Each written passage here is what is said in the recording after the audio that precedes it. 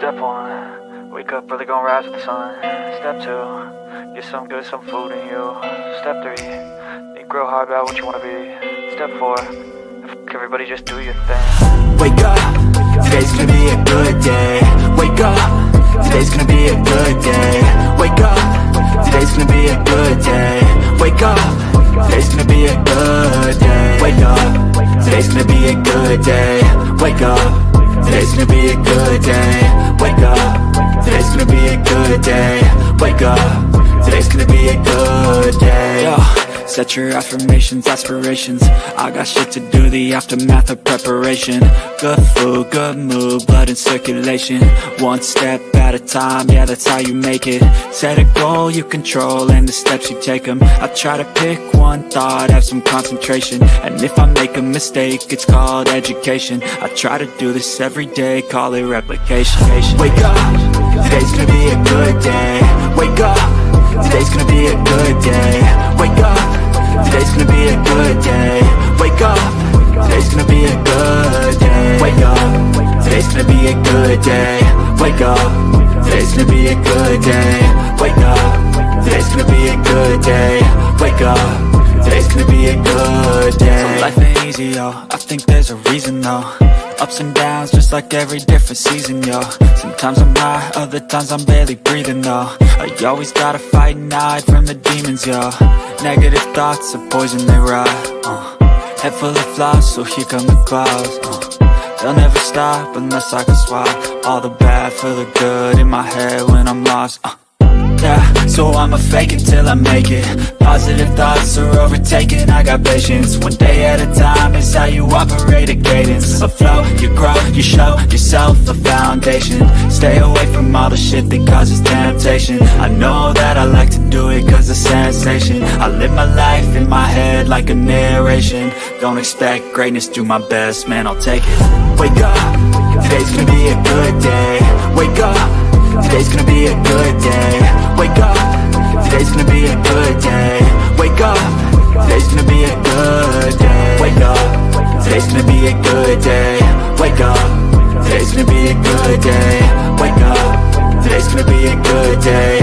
Wake up, today's gonna be a good day. Wake up early, gonna rise with the sun.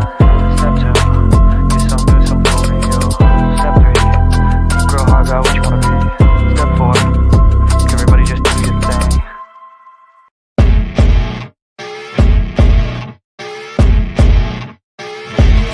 As you wake up in the morning, you want to find the latest, greatest information about criminal cases and have an intuitive conversation about the suspects associated with these cases.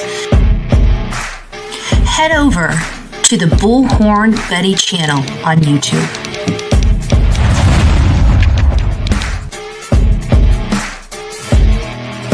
Get breaking news right here on the Bullhorn Betty channel. Welcome to the Bullhorn Betty Coffee Club. Enjoy your stay and enjoy your day.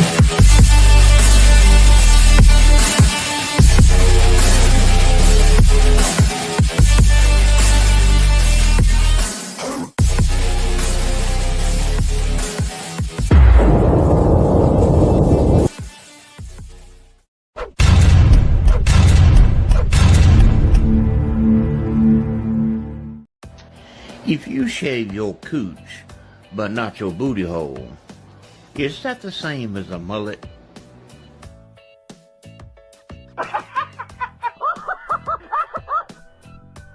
My tongue out her ass and left.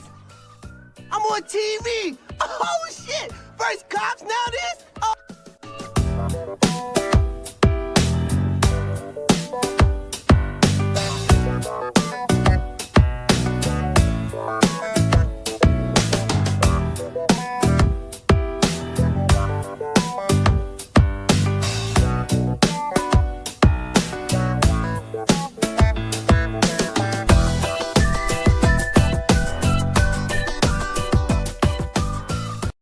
Welcome to the Bullhorn Betty Coffee Club.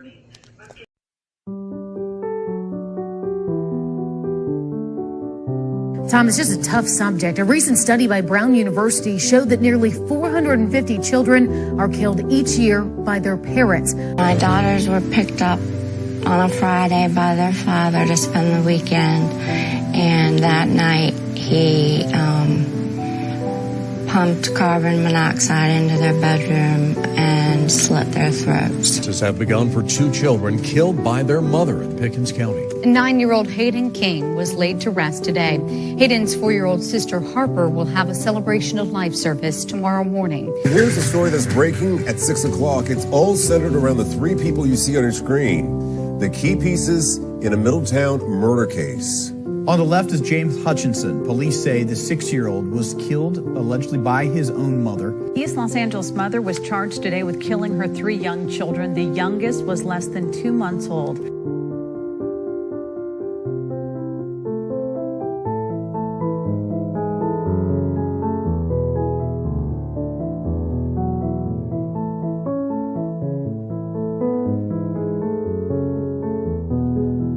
At 6 with breaking news.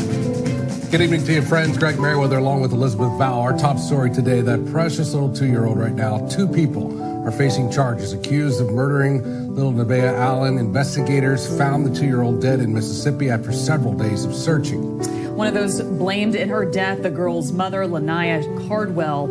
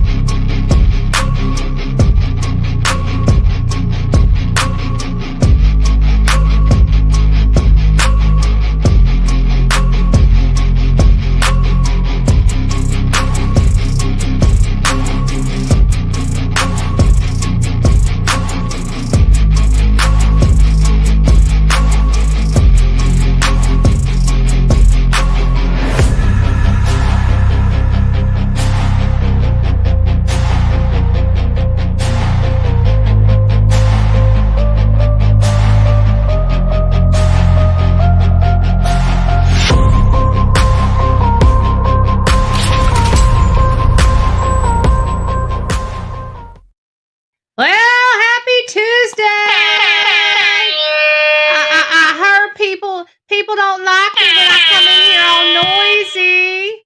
Am I a little too noisy? For those that need to fast forward, now's the great time to fast forward if you don't want to be nosy and loud.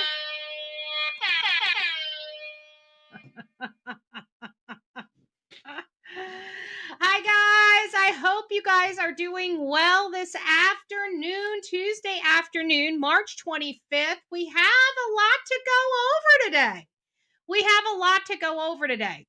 So many of you guys know I have been running breaking daily news updates on my other channel, Bullhorn Betty Crime Stories. If you haven't gone over there, please consider going over there and subbing up.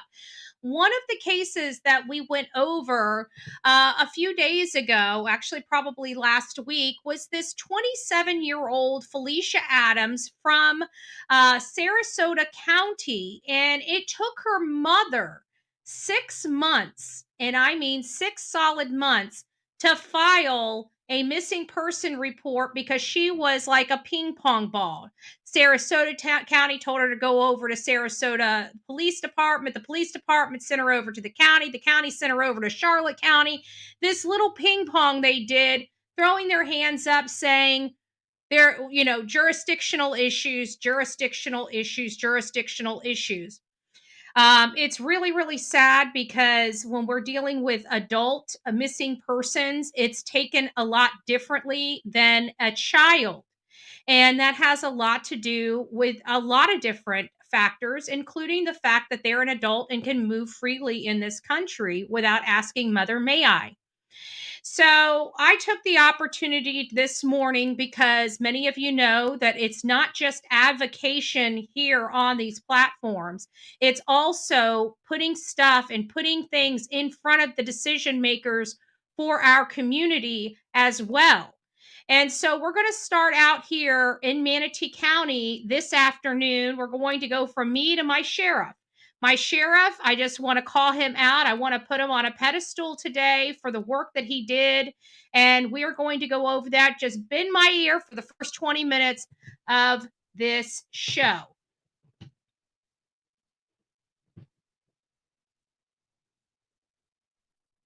Griffin, Manatee County activist and advocate. And there was a story that came out of Sarasota, and I want to make sure that it doesn't happen here in Manatee County. And I know that our sheriff watches these proceedings, so I want to take an opportunity to talk about these things, maybe for a future agenda purpose.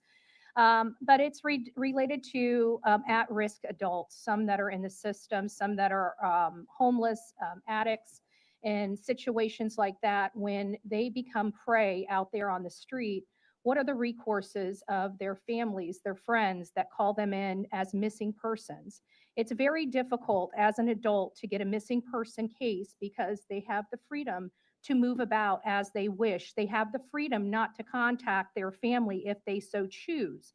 However, with that being said, a lot of these addicts and people out in the street maintain contact with their family through their trying times. They're used to them disappearing for a couple weeks at a time. You know, they always pop up somewhere along the path where their family can at least say that they're okay. And in this situation with Felicia Adams, it took her mother 6 months to report her daughter missing, and they were citing jurisdiction. She was passed around from the Sarasota County Sheriff's Department to the Sarasota Police Department to Charlotte County Sheriff's Department. And after 6 months, she's finally been able to file a report and have somebody investigate that. I don't want that to be the story here in Manatee County. I want to make sure that our law enforcement is doing everything they possibly can. And at the end of the day, I want my message to be very clear. Take the missing person report. Take it. If it needs to go to another jurisdiction, send it over to the appropriate jurisdiction. But do not tell a family that's in need, that is trying to find their adult missing person, that, and mind you, this lady still has not been found. 6 months of evidence washed away, gone out of this case. And it's because somebody didn't want to take a report and pass the buck, calling it a jurisdictional issue. I don't want jurisdictional issues here in Manatee County. Thank you so much for your time. So there you guys go. You know, it's more than just being on this platform. It's more than just talking about these victims. It's also learning of these cases and helping my own community put policies in place to save the next person, to help the next person, to fine tune the processes that we have here in our community. And I also want to empower those to get out there in their community and please, please, please make a difference. We have hundreds to thousands of people that visit this channel every single week. Every single week. So if you are out there and you have time, please start getting involved in your community. You can truly make a difference for those around you. Now, there's some big news coming out of Manatee County this morning. Many of you guys know my position on substance abuse and other things related to how substance abuse, alcohol abuse, and domestic violence really cause a lot of families across this country extreme harm. Extreme harm. And most of the decisions that are made by a lot of the parents that come up on our screen, and a lot of the people for that matter, has a substance abuse problem as part of the overall situation. And so many of you guys know I've worked very hard, whether or not you believe in my politics or not, to put a spotlight on the problems in this country related to the drugs, because I feel like a lot of the cases that we're covering, if the substance abuse was removed or the alcohol abuse was removed, a lot of the other issues going on inside that home will resolve, because most of them are, you know, anger outbursts, and usually that's triggered by not having what your substance could or may be. So I think encourages a lot of the domestic violence. You know, most of these people wouldn't act that way if they weren't on this substance or they weren't drinking that alcoholic beverage. And we see the repercussions of that. So this is a kudos to my personal sheriff here in Manatee County. This is Rick Wells. He had one of our largest drug busts here in Manatee County, and it was a staggering almost $2 million bust. The amount of substances, and I'm going to let Rick Wells explain that to you, the amount of substances that were found at this one location here in Bradenton could have killed over 6 million people. 6 million people. That's wiping out my entire community and about 5 to 6 other communities, probably about 10 other communities here in the state of Florida. For example, I think last time we did a census, we had maybe 22 million. So you're talking about almost a third of the Florida population would have been wiped out by the substances found at this one location. So I would like to give this over. Again, thank you guys for letting me bend your ear this afternoon. But I'd like you guys to see my sheriff in action. And I'm very, very proud of Rick Wells. Sorry, hold on, let me pull this back. It killed my audio. Every time I do that, it kills my audio. Sorry, guys, give me just a second. Let me put this back up.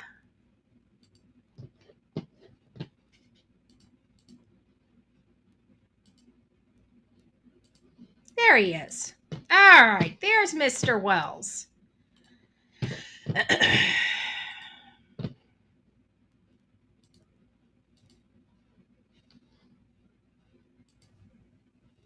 All right, good morning, everyone. I appreciate you being here. This at the time, which hold on. Sorry. So we'll begin with. Hopefully, you guys can hear that. It's not. The Sheriff's Office began an investigation. Can you guys hear that okay? We knew we're operating in Manatee County. On November of 2024, we were investigating the fentanyl sale at a suspected drug house at the 900 block of 6th Street West in Bradenton. These were tips that we received, and that's what I thought. Unit began to work on this location to try to determine, what the dealers were selling and whether or not they could get. Hold on a second. Let me just pull that back. I think it'll probably be easier for me. What the heck happened?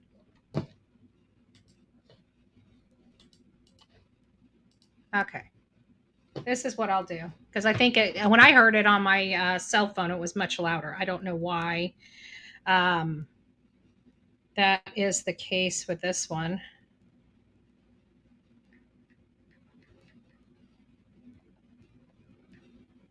Here we go. Manatee County Sheriff's Office.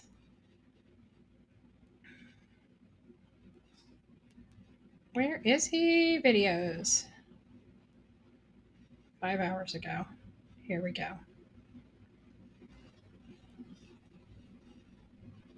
So just to let you know, while I was thinking he's listening to my commentary, which he will listen to, he was actually giving his own press conference.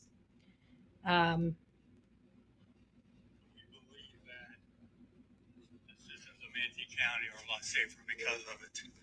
With me today, I also have from the Florida Department of Law Enforcement Special Agent in Charge, Eli Lawson, standing here behind me, and my captains, my management team are here as well. So we'll begin with the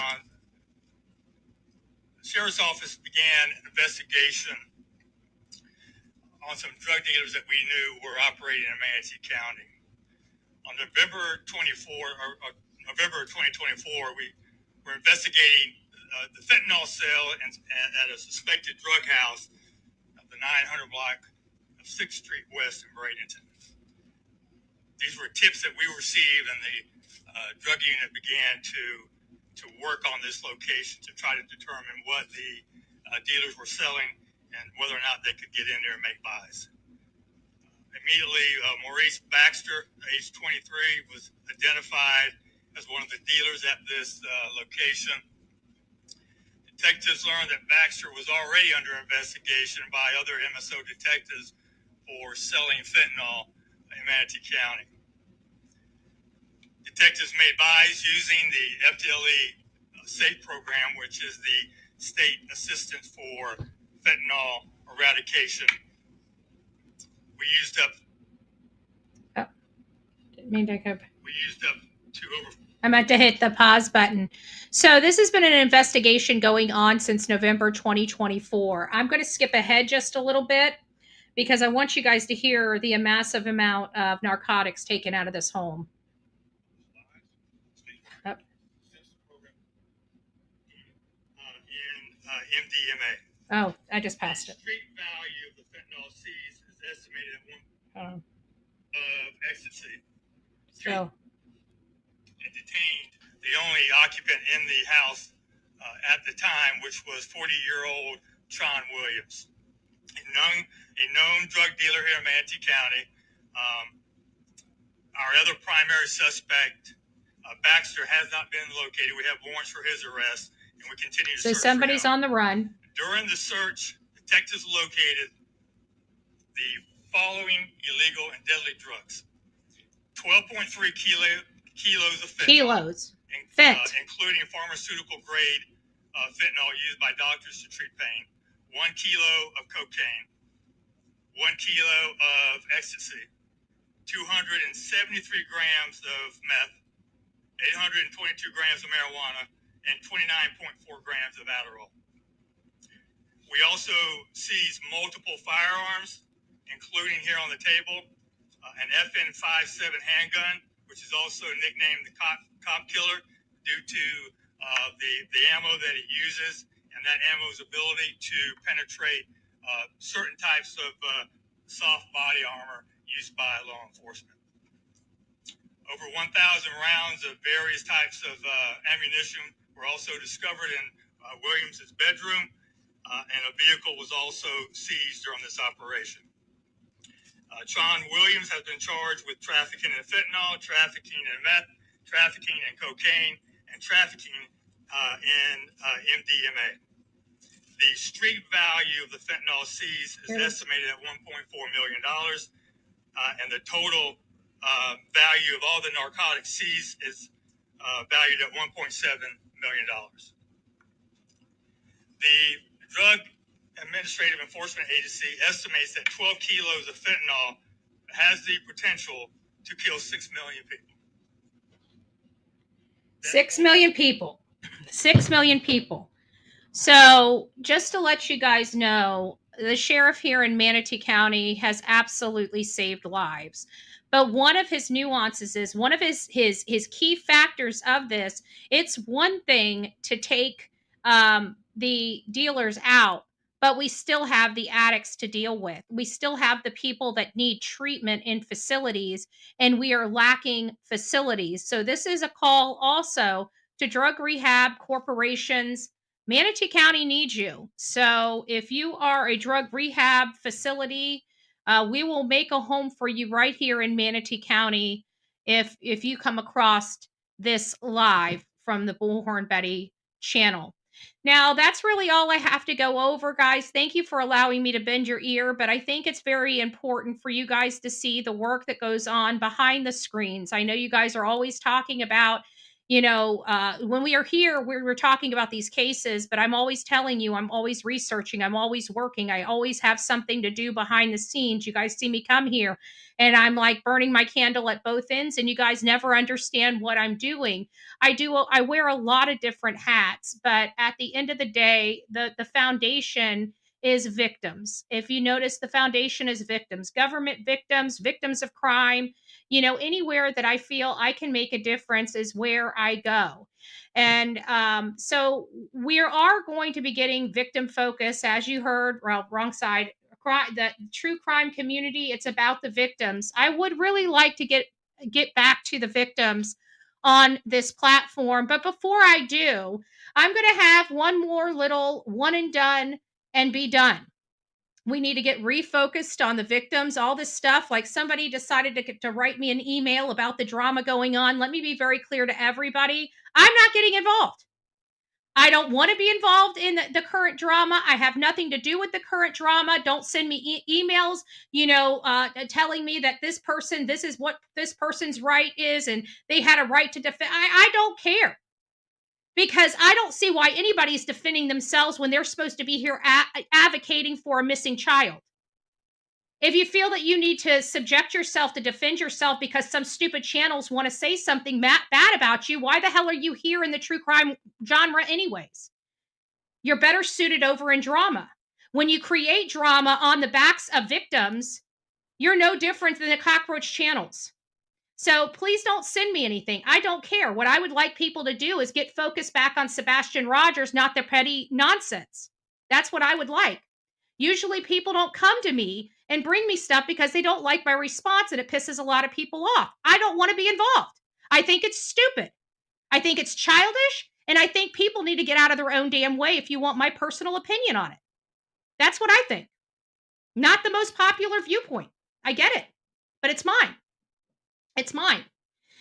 And so we know that the unscrupulous PI has canceled or deactivated or temporarily deactivated, which is what my suspicion is.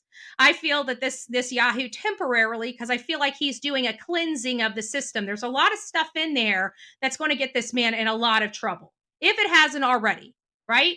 If it hasn't already, because there is something suspicious about the timing of all of the back and forth, and then all of a sudden he's withdrawing from the case and shutting down his channel. I know the hate channels are going to be out there playing damage control and acting like, oh, nothing to see over here. If they haven't already done it, expect that to happen.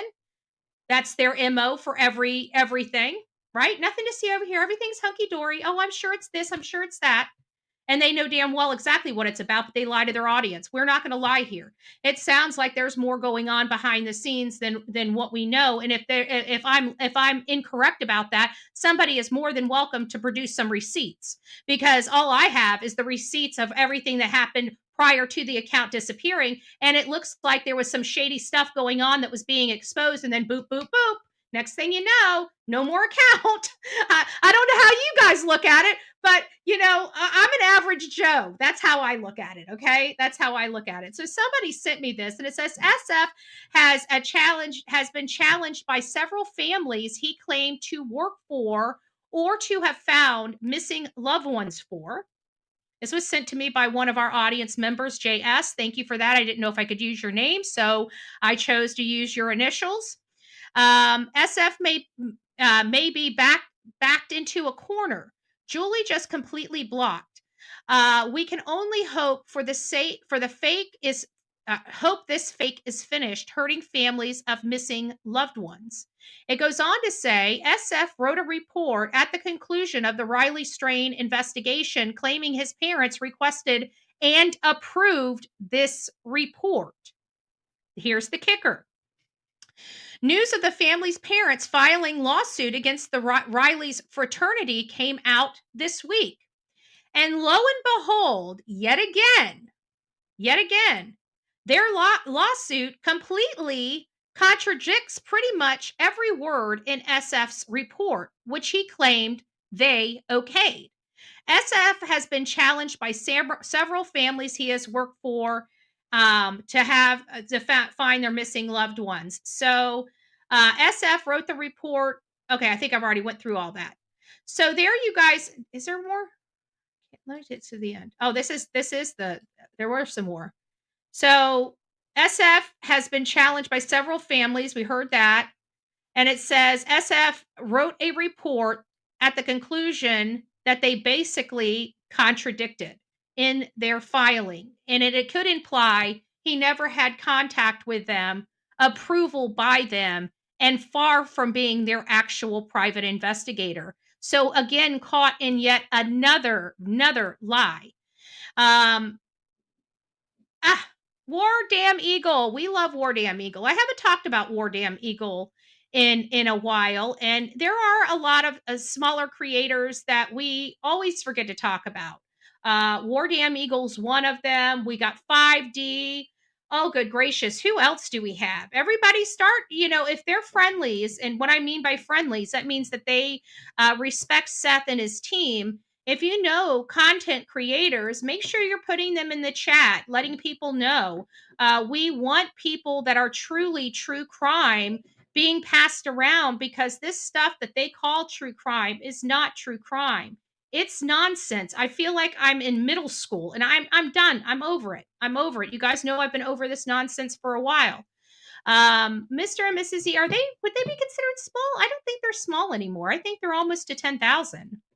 So I'm not sure hindsight's been around for a really long time too, but yes, good. Keep throwing them in the chats.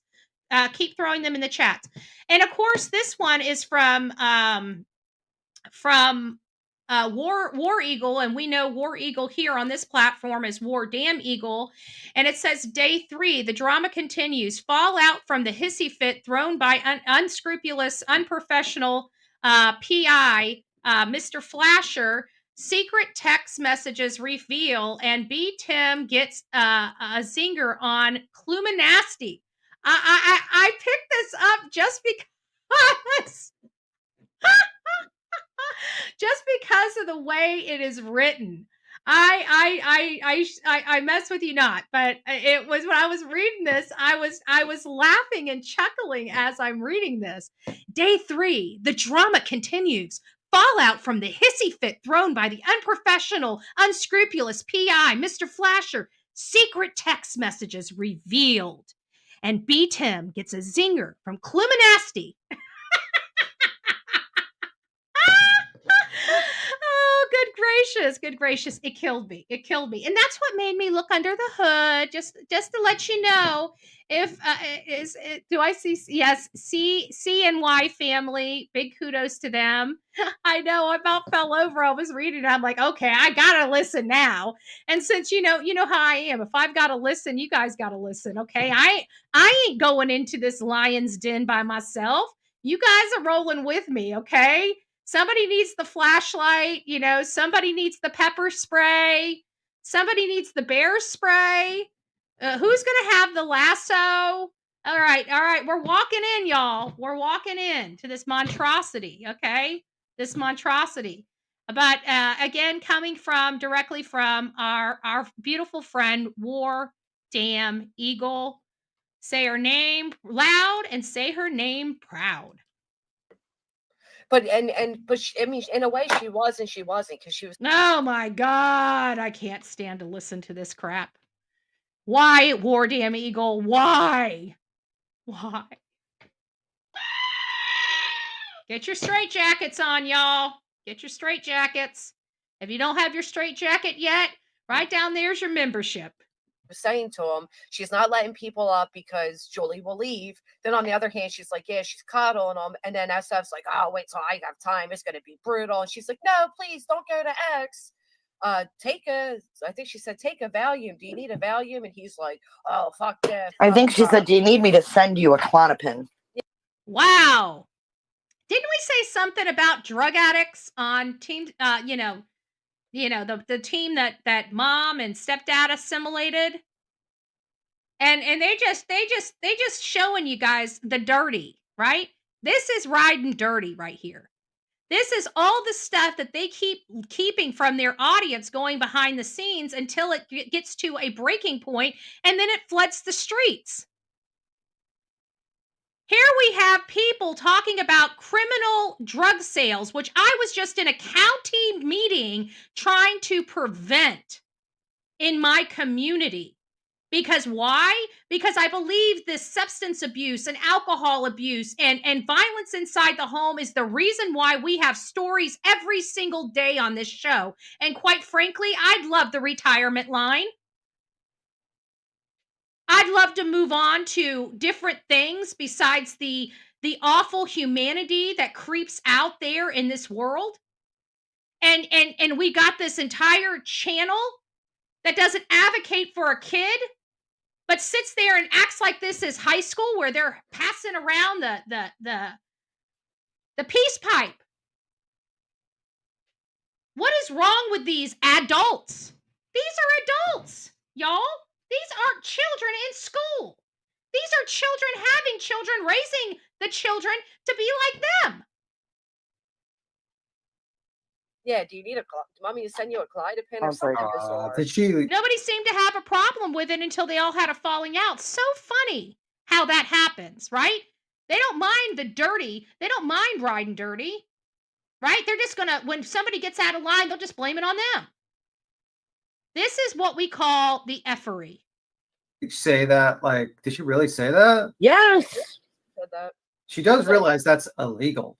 Oh, nobody seemed to have a problem with it the other times. Weren't they just saying, oh, she did this once before, or she did this many times before? Let's listen and see how many times. I mean, it seems like these people were well aware it was going on, but all of the sudden, now it's the problem. I can tell you, I absolutely hate the narcotics in this country today. The wacky tobacco, you know what? I don't do the stuff, but it's not like I'm really all up in arms over it. But the other stuff, this stuff is bad. This stuff kills people. The pharmaceutical, big pharma has ruined a lot of people's lives, and they are taking it as a joke. And then all of a sudden, oh, it's time for intimidation. Oh, don't you know that's illegal? That's why I said that's why I asked about medications last night, because in two texts that I have of her, she's talking about either taking Klonopin and Xanax or sending someone one and ask. And sending narcotics through the mail is federal, and I mean federal crimes. But we know all of these people that you're seeing right here have most likely already committed federal crimes, so they really don't give a shit. Let's be honest. It is selective outrage. Oh my God, did they really do that? Don't they know that's illegal? Uh-huh. Yeah, okay. If they need them. I just want to say I called that. I don't like former that. addict here, I called it. But like, here's one message. This is her. I'm literally fucking about to lose it. Hold off on your ex rant, please. He writes back in all caps, fuck no. She's like, call me. Oh, they don't mind sharing private information. Isn't that what she's being sued for? But I think you should delete your tweet about Chloe and Cletus because they're not coddling her. And then he goes on, anyone enabling this to even still be ongoing is coddling. Should have been a 3-minute interview. Answer to what you have said about detectives. Chris. Don't you see? This is why the Proudfoots hired him. He sounds just like them. He sounds like he wants to control everything. I'm telling you, I don't know how tall this guy is, but he reminds me of a Neapolitan. Katie, why is she interfering with the investigation? There's nothing more to give her a platform about. People playing investigator to learn about at night or any other group is not helping Sebastian. It does help to find out about, you know what I mean? Like, oh, so now they're justifying doing criminal conduct. Let's see what Mr. Attorney B. Tim says. I'd like to see that law license, by the way. People want to, there's the illusion. There's the illusion of at night being this intelligent agency. Well, they sure did drop a bomb. I mean, they from my understanding, I mean, from the pictures I've been seeing online on Hong's account, it looked like a deuce, baby, for an intelligence agency. I think I don't know what they said in the commentary, but I saw stacks and stacks and stacks of exhibits, like hundreds of pages pictured across the desk. That seems like they got their stuff together. I don't know. Let's see. Basically, or but by reading the filings, pointing out that they're trying to make a documentary, pointing out that there's people. And where was this proof of this documentary? And I've been in a lot of documentaries, and I didn't get my engagement letter yet for this so-called documentary. I'm just saying, maybe I need to start getting a little jelly. I think I need to get a little jelly, right? Yo, Hong, where's my feature? Am I not crazy? No, I'm just joking. A little satire never hurt nobody. I'm just saying. I film well. I'm just saying. And I can be really sweet too. Please. please, pretty, please. Oh, I'm gonna stop. People, don't want to be involved in this lawsuit.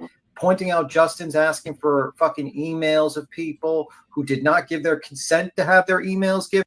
I know for a fact there have been many people that that request numbers from me or emails from me. They don't know whether she reached out to him and said is it okay, especially somebody that's a friendly. Do you think if Justin reached out to Smiley's and said, "Hey, can I have Bullhorn Betty's email?" Do you think I would really care? Oh, how about Lore Lodge or maybe one of my mods? Maybe like the other day, somebody reached out to me to reach out to Sonia because they wanted some shirts for their new channel. Absolutely. Here you go. Right? So I don't understand all of this, again, selective outrage. They have no idea who they were asking for. They have no idea whether once you find out who they're like, oh, okay, well, that makes sense, right? But again, they have to have something to talk about because nobody's talking about them. Except War Damn Eagle. You were like playing it off, Josh and Justin, but you're asking a third party for emails of fucking people without their consent to give their email. Oh my God, how horrible. How horrible. To you. Good gracious. That's fucked up.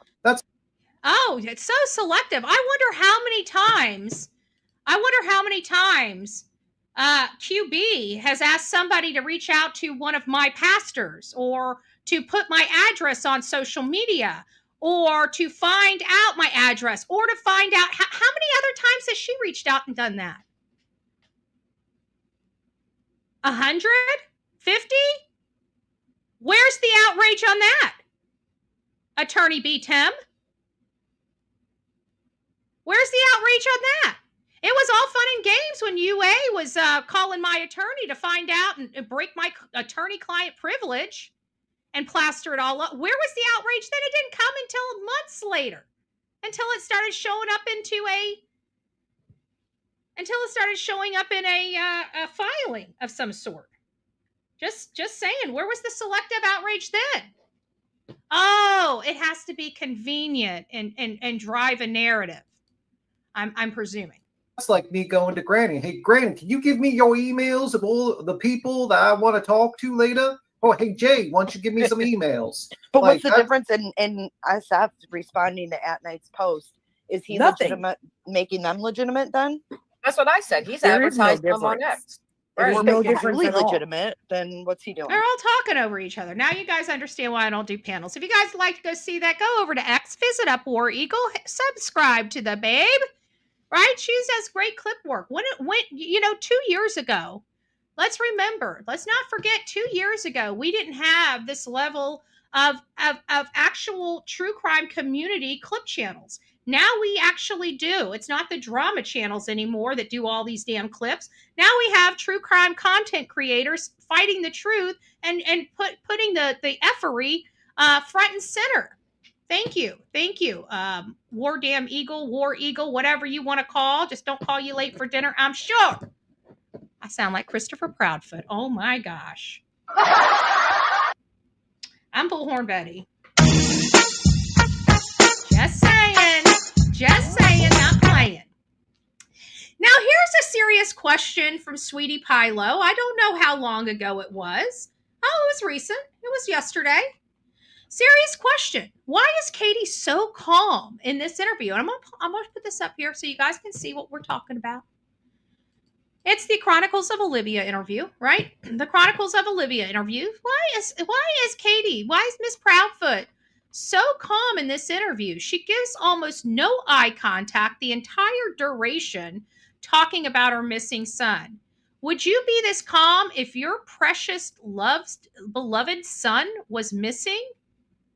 I would be. I think a lot of people. Let's put it to the question. Oh, thank you, Sorta Morta. Sorta Morta gifted a Bullhorn Betty membership. If you received your Bullhorn Betty membership, don't forget, Sonia, bitulation. We need to do the real chicken party, but I'm not stealing it from Justin. But I got to tell you, there's these chicken skits that go out that come up with new terminology, and today's was bituation. I love it. But whoever was the newest person to receive this gifted Bullhorn Betty membership, don't forget to tell Sorta Morta thank you. Welcome to this crazy crew we call the Coffee Club, i.e. the Insane Asylum. Grab your straitjacket, pick your room, and welcome aboard. So let's ask this question again. Let me ask you this. Would you be this calm if your precious, beloved son was missing? 1, if you could be this calm. 2, if you would be absolutely beside yourself, uncontrollable, inconsolable, or somewhere in between. Oh, thank you, Melanie. Melanie gifted a Bullhorn Betty membership. If you received your gifted Bullhorn Betty membership from Melanie, don't forget to tell her thank you. And to whomever received that gifted Bullhorn Betty membership, welcome to this crazy family we call the Coffee Club, i.e. the Insane Asylum. Grab your straitjacket and pick your padded room. Let's see what we got here. 2. I'm a 2 all day long. I don't know, I'm not good. I'm not good when it comes to that. You know how I know? Because I know for a fact I froze when my dog, again, I don't have children. When my grandchildren were here, I told you some stories about them. My stepdaughter was already almost 18 by the time she moved into this house. So she was pretty much an adult when she moved in. So I didn't really have to deal with her. The only experience I have was the year and a half, 2 years that her and the grandkids stayed here. All the other things I have experience with my animals, right?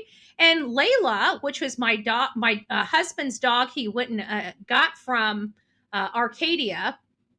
Long story about that. Well, she had gotten older. She was a happy fat lab. And we put her outside while we went to work, and we didn't come back for 8-9 hours that day, this particular day. Now, mind you, that was the way things went. Every day we left, we put them out because they had a huge backyard. They could run, they get fresh air. They had a huge dog house and pen. It was just, it's just a large backyard versus being stuck up, in this small little house. So we didn't think anything of it. And I didn't even realize that my dogs were getting under the trailer. Well, the trailer, was a rusty, it worked. I mean, it held, 3,000-4,000 pounds. But at the end of the day, there was a lot of rust on it. And the only thing, because the way her injury was, it looked jagged. The caretaker, the veterinarian asked me, was there any rusted, stuff? This is a jagged, whatever. And so that's when we realized the only jagged thing in the backyard is the trailer. So she must have gotten cut by some of the rust or something, sticking from the metal. When Vince finally realized that she was injured, I freaked out. I had my phone in my hand and my brain was completely blank. Like my hands were trembling. My brain was absolutely blank. I knew I was supposed to call for help, but I froze. When I got to the veterinarian, I was a blubbering mess. Okay. I felt like a horrible dog mom. I felt horrible about the situation. I didn't know what was going to go on. I didn't know how much this was going to cost. I was just a blubbering wreck. I felt horrible. And there was nothing that the vet tech, these things happen all the time. Dogs, they get into things, the vet tech's calming me down. My husband's trying to calm me down. And I'm, cause I take care of the living creatures in my home very, very, very well. So it's very shocking that one of my animals would ever be injured or hurt.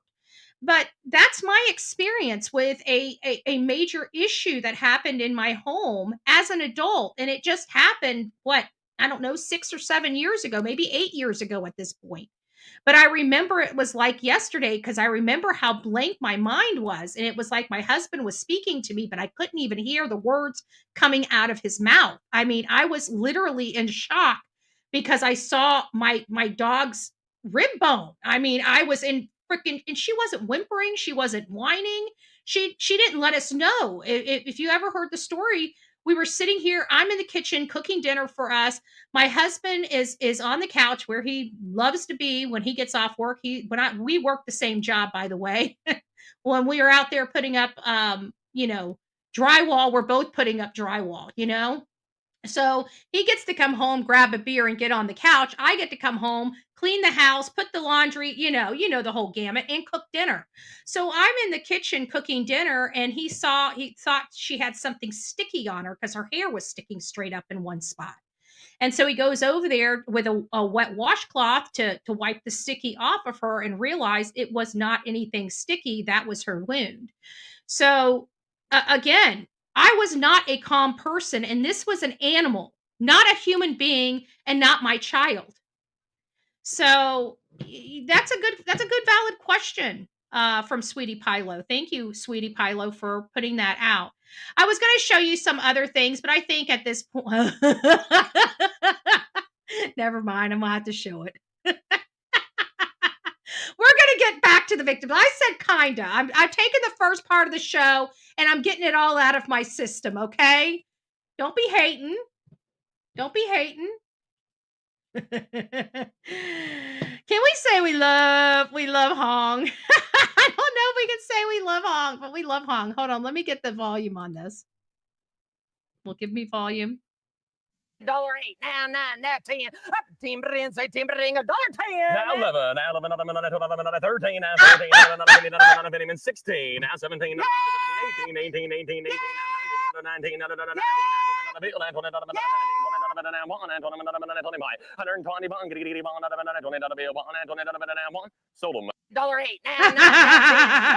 Sorry. $10. Okay. 71, 71.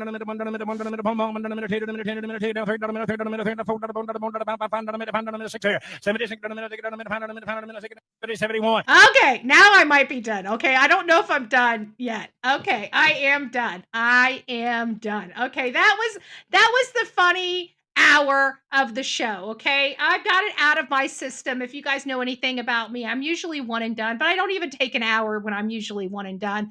But I couldn't help myself. Okay, I have some pent up anxiety and whatever I need to get out of my system. That's my excuse. That's my story, and I'm sticking to it. Okay, it. Sold. You guys heard him bidding. You guys heard him bidding. Sold to the blonde hair with the bullhorn. Or should I say the crazy blonde hair with the bullhorn and the straight jacket? How's she hold the bullhorn when she's in a straight jacket? I don't know. It sounds like a problem. The world's smallest violin.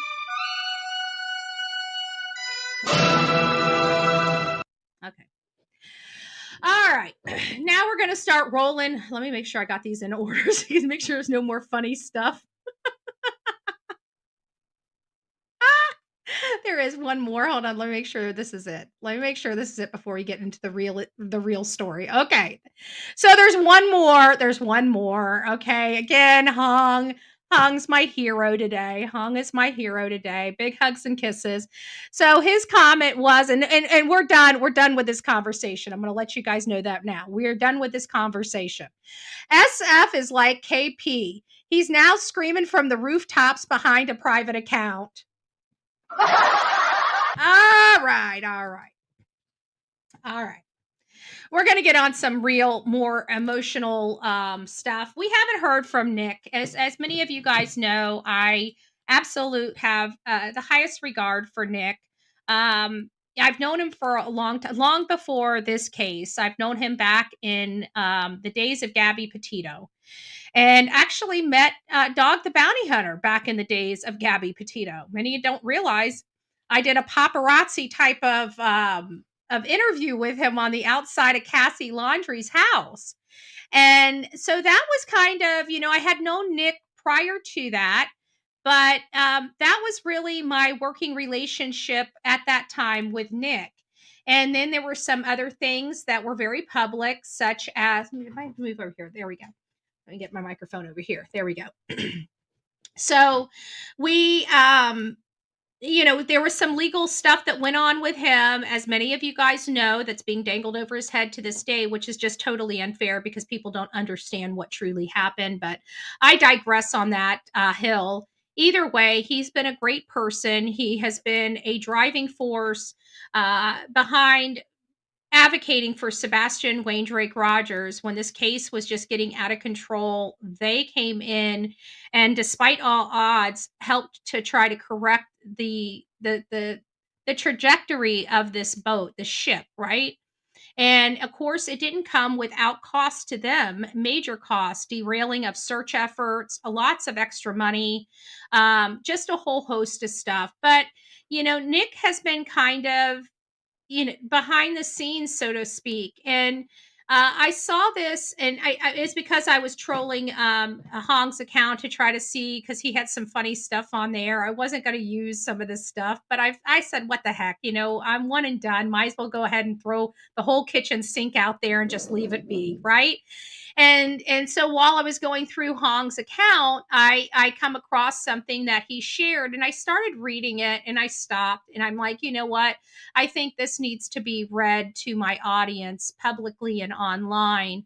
And so I'm going to read this. I'm going to put this up so you guys can follow with me. Again, I just am very appreciative of Nick the Hat. I'm very appreciative of his time and dedication. What he has gone through is not fair. It's not easy. And he should not be silenced at all. Oh, thank you. Yeah, I know it's falling on deaf ears now. Thank you, Detective Whiskers.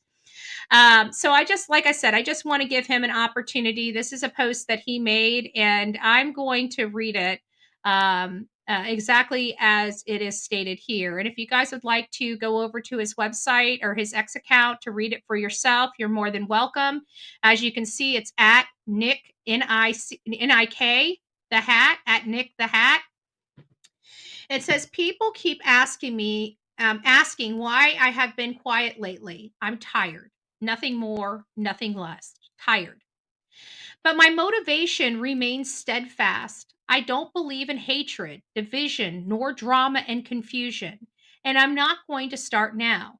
What I will say is stay strong, stay united, understand, and show compassion and civility to one another. And then, just maybe, it'll be the straw that breaks the camel's back. One of, if not the final thing left to do, will be to test the powers of unwavering unity. Unity with those we disagree with or even dislike. Because when people with opposing viewpoints engage in dissections, and eventually find common ground, significant progress is achieved. Don't dismiss this possibility. This is the United States of America. The American people united to address national security concerns and at times preserve civilization. So I believe without a doubt that unity is the missing piece to this puzzle. And regardless of our differences, personal opinions, or anything else, when unity brings Sebastian home, we will look back and wonder what on earth happened. But Sebastian will be home. And that's all that truly matters. America was founded on the foundation of freedom and equality, but ultimately, unity proved to be the ultimate solution. You see, without unity, there can be no equality, and without equality, there can be no freedom. We could spend our days entangled in endless disputes, fueled by resentment, animosity, and the desire for retribution. Some might choose to exacerbate the division among us, where content creators from different platforms clash, each group against the other, spreading negativity and indirectly fueling public death threats. Or we could mirror Sebastian's example and strive for genuine understanding, replacing the toxic dialogue and lingering threats of violence with efforts rooted in empathy and kindness. Influencers, or whatever the title may be these days, must break this cycle of conflict. We must urge our followers, viewers, subscribers, members, friends, and other who support us with influence to stop. Stop attacking each other, sending threats, harassing anyone or anything. The common goal should be making tangible and positive contributions that will ultimately lead to a community effort that either brings Sebastian home or provides answers to his loved ones. The true crime community online has the potential to do great things. We've witnessed it solve cases before, and it'll solve cases until the end of day. Challenges will come. They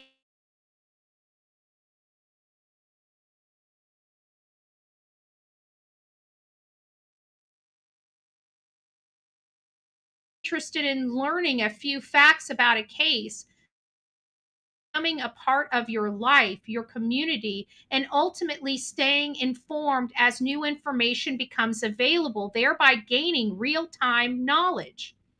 They want to enhance the accuracy and the usefulness of our shared information and seek justice for all of those who are missing or have been victimized within our borders. Don't we all? Let's show it. My next live stream will be nothing other than a call to end the vileness that has metamorphed into real life visits, public death threats. If this is happening to us, regardless of our occasional disagreements, I would never want any of you to experience this, which is why I will be dedicating my coverage to maintaining our unity as Americans should. United we are, Sebastian Strong. So big kudos to Nick the Hat. Big kudos to Nick the Hat. It takes a lot to say that, especially after all he has been through. And if you guys haven't, go over to Nick's channel and give him some love and encouragement, because at times, especially when you're being clubbed over the head by literally uneducated animals with an opinion and a microphone, it gets a little daunting, and you start losing your will to want to continue to cover or to go through what you're going through. So sometimes, all those lovely comments that you guys send me, it helps me continue to move forward, and certainly it would help Nick. So please, if you guys ever run across a post from Nick the Hat, don't forget to tell him how much you appreciate him and his dedication to the Sebastian Wayne Drake Rogers case. He could have been like a lot of other people that have been a part of this case, and got a little bit of pressure or had some drama in their chat rooms and just stopped talking about the case because they want they don't want to deal with the drama, right?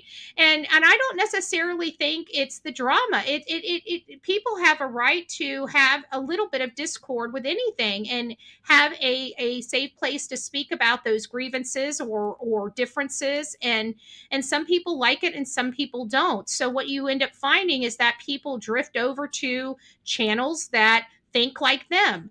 And there's a lot of people out there that have problems because they're going over to these hate channels that never have any facts straight.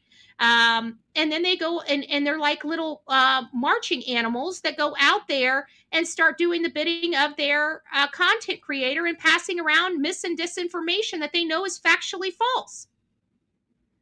And then when we get good content creators, they're too busy arguing with the idiots. They don't have time for it, nor do they want it.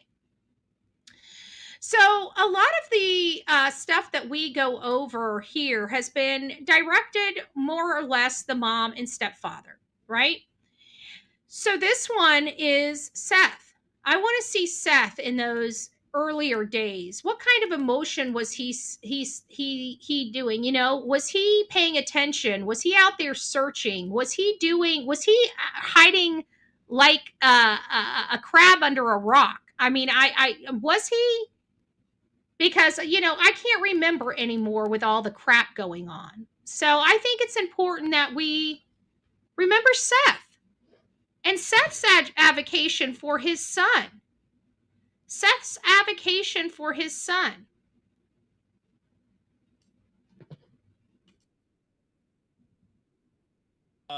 First off, thank you so much for calling in. Let me just say that first off. Thank you so much for calling in. Let's listen. How are you doing?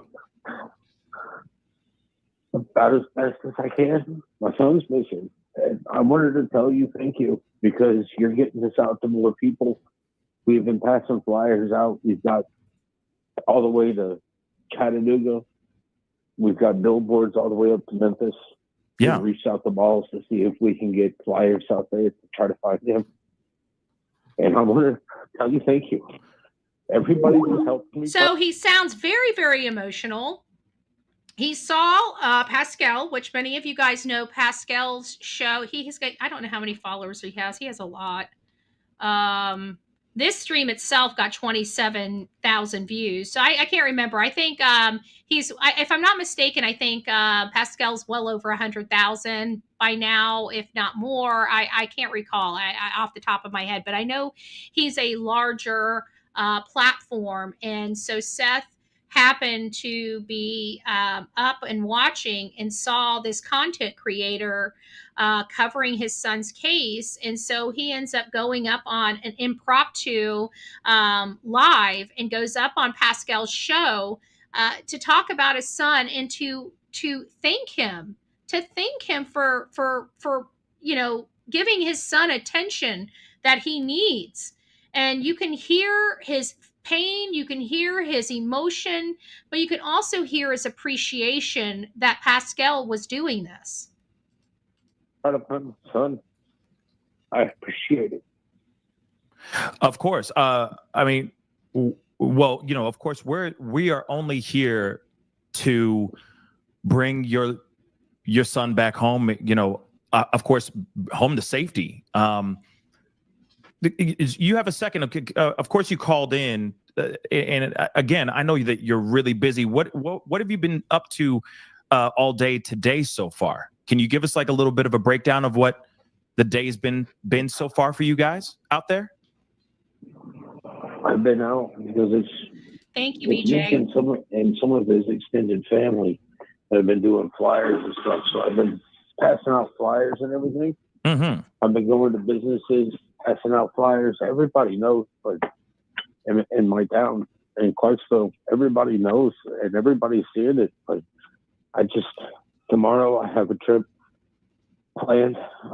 I've got 7 different locations I'm going to see if I can find anything that can put more flyers up. Right on. Right on. I'm it. This interview was given on March 11th. So this was one of the social media interviews, like I said, after he had been out searching for his son, posting flyers. And he had been doing that, if you guys recall, from literally day one. When he found out his son was missing, he got in his car, rolled down his window, as many of us know, because we all watched the Mob Crew. And he's hollering. That's not the first time we've heard him say that he drove around, the area, the Hendersonville area, with his window down, hollering his son's name. And these are things that we're not seeing at the time from the mom and the stepfather. But at this point, they were still in somewhat of good graces. But he seems very skeptical about some of the information. I mean, I'm going to the south side of Nashville tomorrow to put flyers up everywhere. Yeah. No, I understand. Very specific, not vague, and where he's going, what he's doing. Again, specificity, not vagueness. We've never gotten anything specific related to what searches the mom and stepfather have done way back then. And that, have there been any leads, any leeway, any semblance of any type of hope in finding Sebastian in your search? I always have hope. I always have hope. I always have hope. I got to have hope because I can't believe that he's dead. So his father is about to break down a little bit here because, like he says, he cannot believe he would be dead. He's got nothing but hope because he can't believe that. He's not going to believe that. And this was way back then. They were already talking about this, it appears, with the family. And I'm talking about law enforcement, right? So very interesting. Yeah. If you mind me, So I get up every morning and I hit the road. I drive. Get up every single morning and hit the road. This is what I expect from my mama bears, right? My mama bears. And this is coming from Papa Bear. With Mama Bear and Step Papa MIA. Drive around, put flyers out, and I hope that I get to see him. I hope I get to make a left-hand turn and he's there, or I jump on the interstate and he's walking himself to me. Yeah. I just keep praying. Of course, and we're all praying with you. Trust me. Now, I want you guys to know that was Seth over a year ago. Over a year ago. Brother, we are all praying with you. If you mind me asking, where were you when you got the phone call that he was missing? Now, I also want you guys to know his statement from way back when hasn't changed. Hasn't changed. Well, I just got off of work at 7 o'clock in the morning. Yeah. And I turned around and I got to my vehicle, got in there, and there was a text message from the stepfather. Call me, it's 911. Call me, it's 911. That's what was texted to Seth at 6:20 in the morning. Some 13 minutes before law enforcement was called or Katie even left the house to go search for her son. I want that to sink in. And I called him, and he told me that my son was missing. Yeah. And I left from there and drove straight to his mom's house. And I was there all day waiting for something, some type of information. I saw him bring the dogs in. I was sitting there watching police come in and out, ask questions. Yeah. And I would like to know what questions were asked of them this early in the stage. I guess when this stuff was all breaking, we didn't really know the right questions to ask. Hindsight's 2020, no pun intended. Hindsight, but this was. I would really like to know what questions law enforcement were asking those beginning days. And they asked those questions, of course. And the first thing they did is, where were you? And I'm like, I've been at work for the last 12 hours. Yeah. They turned around, they took our phones, make sure that everything that they took our phones. So this is something that I think is new. We've been talking a lot about what happened those initial days and why did it take so long to take the phones.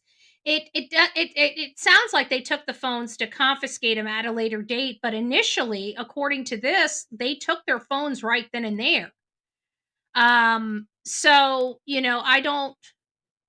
Lady Justice, Lady for Justice, says friendly reminder, the timeline, 6 a.m., 6:22 text to sex, 6:33 dispatch call. Of course, Katie leaves neighborhood at 6:32. Actually, I think she's arriving back in the neighborhood according to Mob Crew's explanation of everything, that she was coming back into the neighborhood, went up the road to Devon and turned around and went back toward her house. Now, again, I haven't seen the video. I'm going off what I believe somebody else's interpretation of the video is.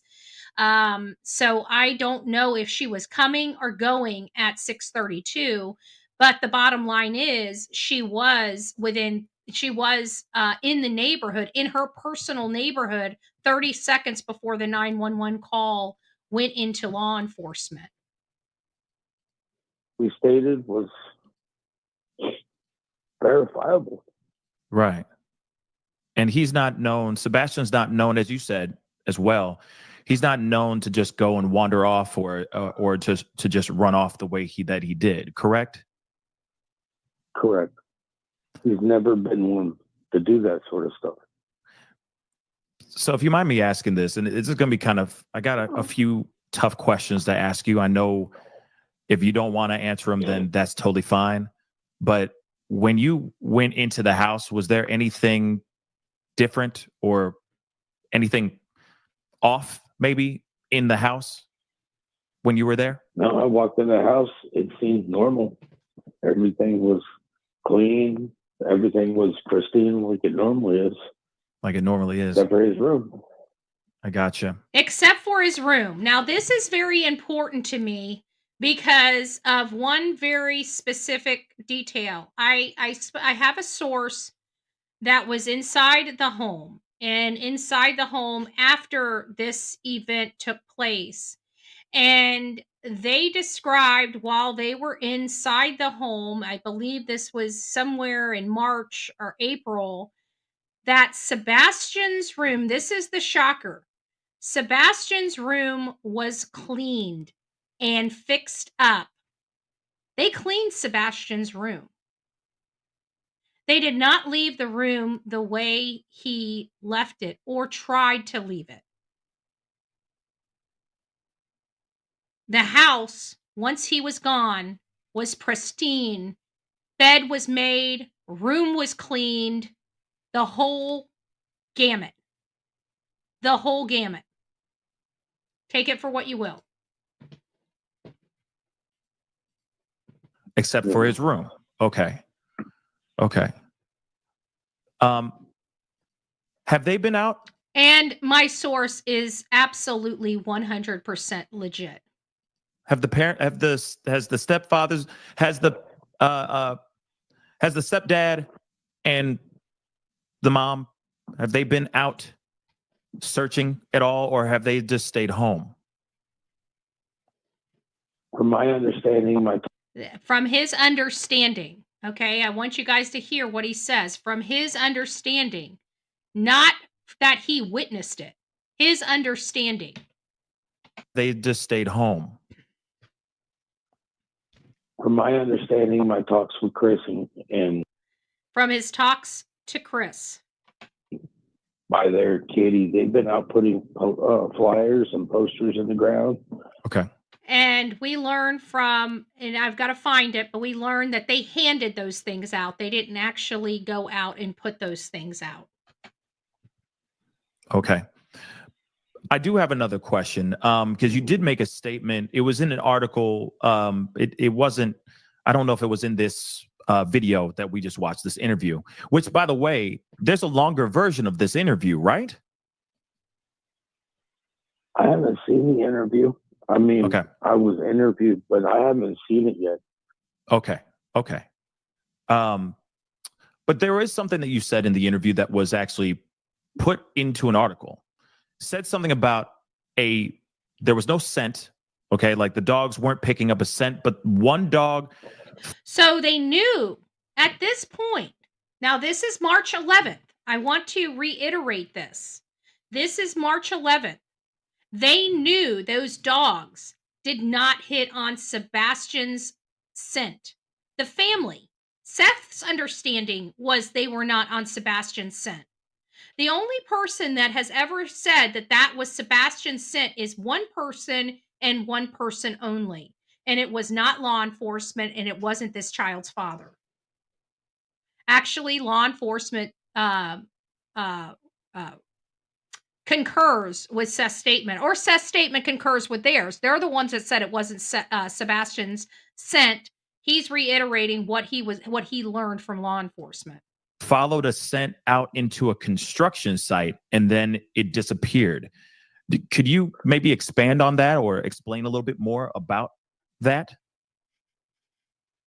One of the dog handlers told me first day. Wow. Monday. So he talked to him, talked to the dog handlers personally. He has personal knowledge, just like the stepfather. I want that to sink in.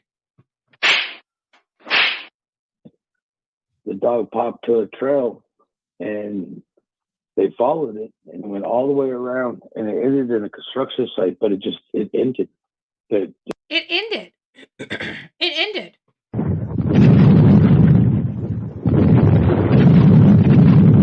It ended.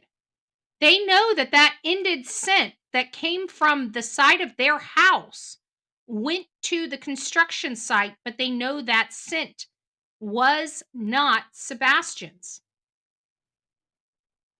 Remember on the mob crew, let me take this down so you guys can see my face. Remember the mob crew, he said that the 3 a.m. car, he had video information to, explain or express how the 3 a.m. car drove. Remember how he says this car enters their community and goes straight up Kellen to Devon, then does this little U-turn and comes back down to Stafford? That's what he was describing to me. And I said, I believe, if I didn't believe before, I believe now that when that car went up to that area, they picked somebody up. And I still believe that to this day, that somebody may have very well been picked up when that 3 a.m. car went to the top of the mountain. Remember, many people are questioning, did anybody drive their normal vehicle that evening? We don't have answers to that. We don't have answers to that. But I thought I would explain. It's like there was nothing there. Right. And that's a little odd. Which right? Leads me to believe that, well, if it ends, normally this ends when you stop traveling on foot. So even though that he's about to reverse this back to Sebastian, even after saying law enforcement said no scent was there, but there was a disturbance, he goes back to saying he believes his son may have been put in a car. But wouldn't that same thing happen, say, if there was a third party, the dog scent was tracking a third party and the third party scent poof vanished? Wouldn't that imply that that third party may have loaded into a vehicle and left the area? Just a question. From my understanding, that would mean that he got into a car. If he got into a car, just so I understand the construction site itself, did the scent stop in the middle of the construction site, or did it stop on the side of the road? Ah, okay. They didn't tell me. Okay. Because I'm curious how. Now, the other question would be, we know the dog went into the water. Did the scent stop at the water? At the retaining pond? Because they didn't tell him where the scent stopped, but we know at this point for fact, a dog, a search dog, a scent dog, a tracking dog of some sort, maybe not a scent dog.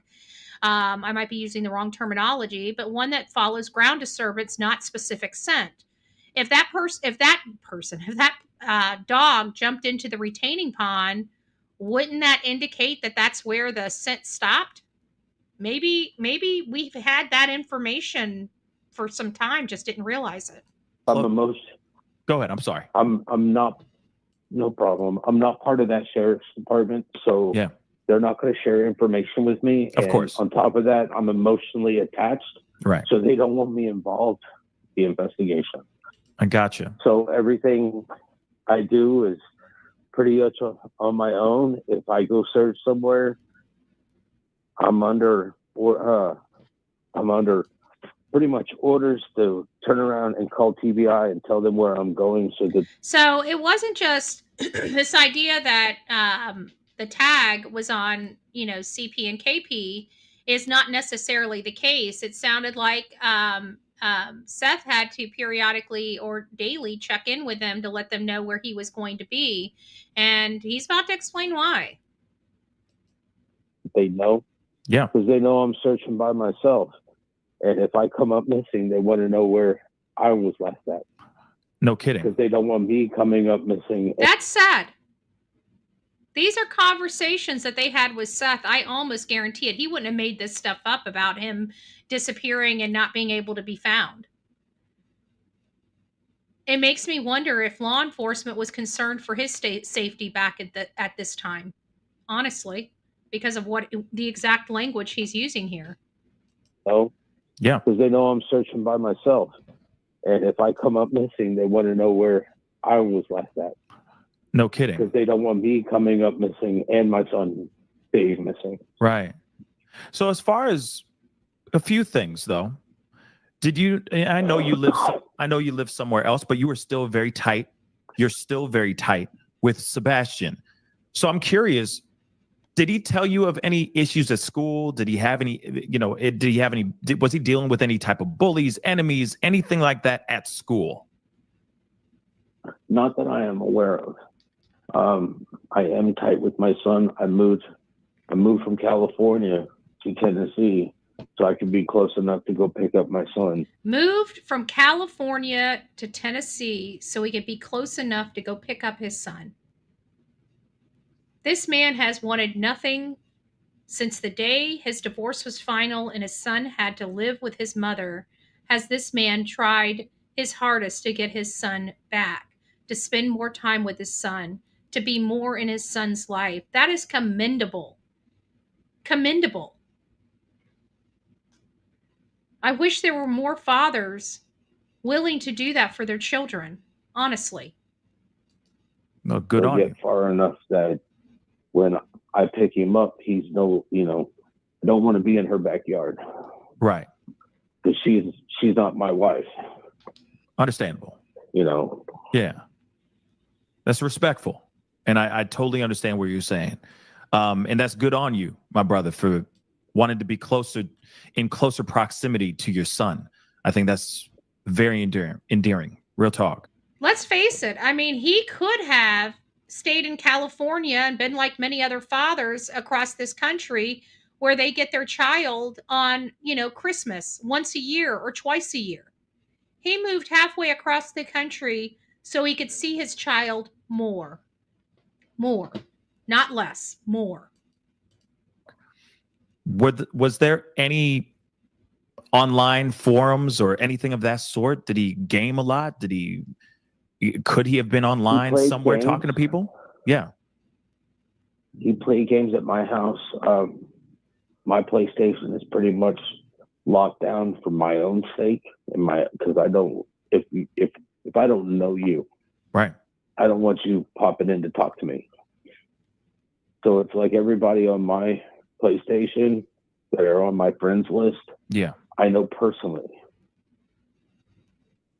Gotcha. So there's no way that he would have been talking to somebody without me knowing, because they're my friends. They're not his friends. Yeah. No, I mean, they would call me up and be like, your son's on your account, right? I'm like, yeah. I'm sitting next to him. He's in his recliner. I'm in my recliner. Right.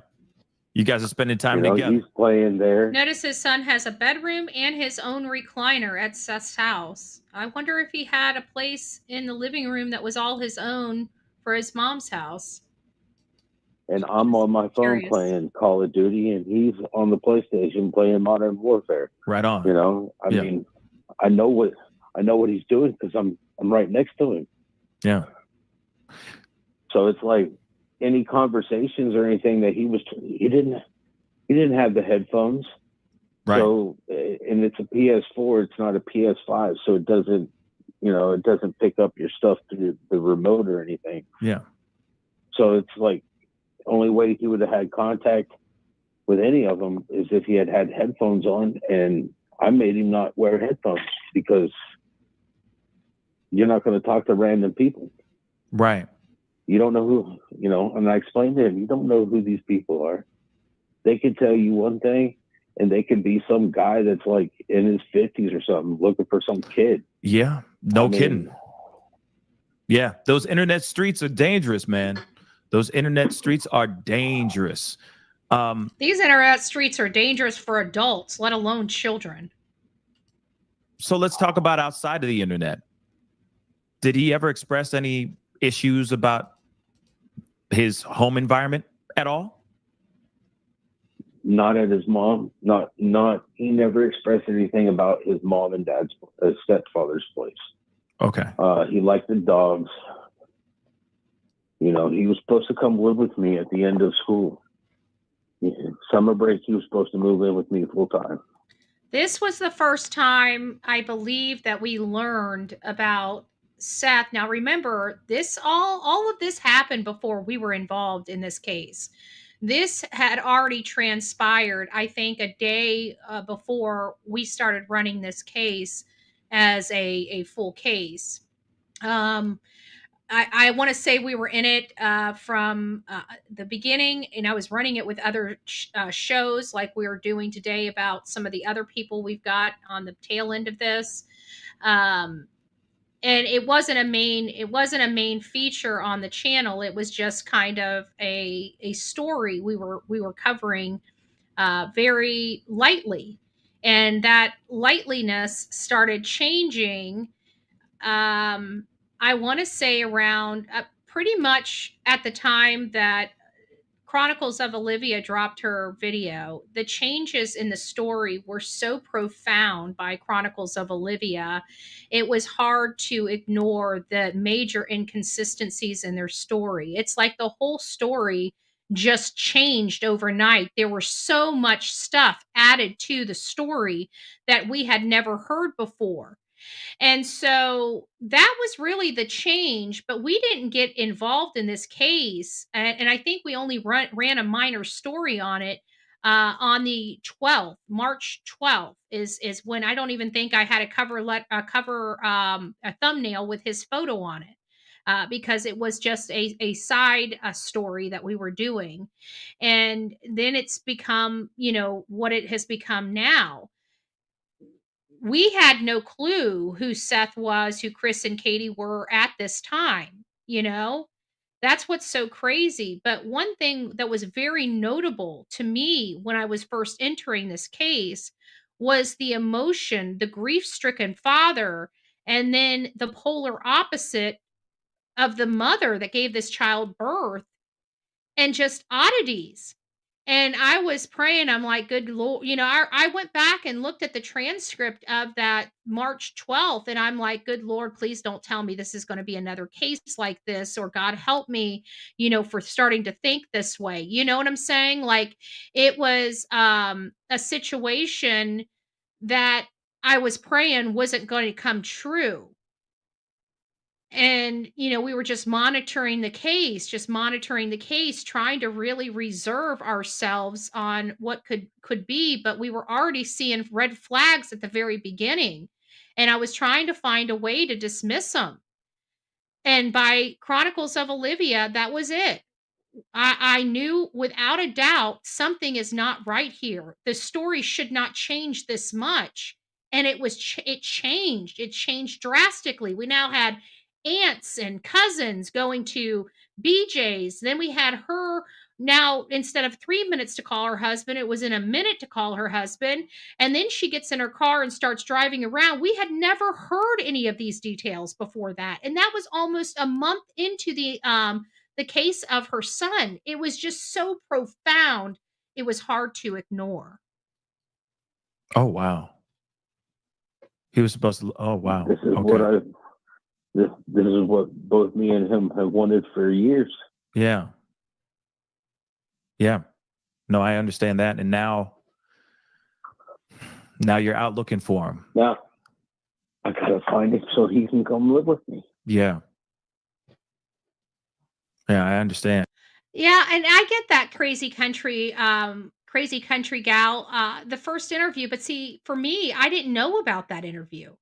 If you may not have been with me at the time, but the first interview we reviewed was the green shirt interview on WSMV. It wasn't for months that I realized there was another interview before that. And I can't remember which one of my audience members told me that there was another one, but I know it was around the Texas Roadhouse, the interview room. The interview room had Steve Johnson on there, and they were also interviewing it. But I think I had already known about Dutch's interview before the green shirt interview, but it wasn't until Steve had made that statement that we really need to go to the very first interview that they ever did. And that will be most likely the statement or the closest statement to the statement they would have given law enforcement at the time. And so that's when I decided, you know what, we really do need to see that Dutch's interview. If you guys know anything, I have no hard feelings toward I do now, but I had no hard feelings toward Dutch's or anything like that because I didn't know her.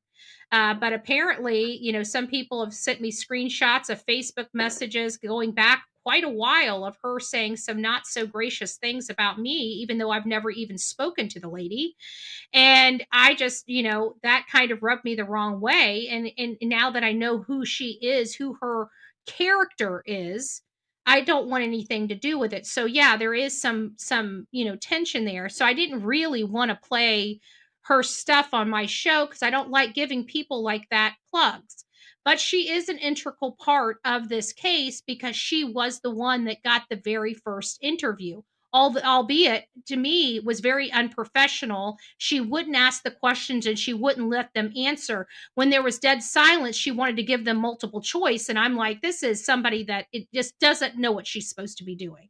This is true crime. You get a victim's family, whether they're innocent or not, you keep to the question and you let them answer the questions. You let them answer the questions. You can commentate and conversate with them, but don't give them multiple choices forever, for the love of God. Let them answer for themselves. Quit trying to guess for them. Let them just answer.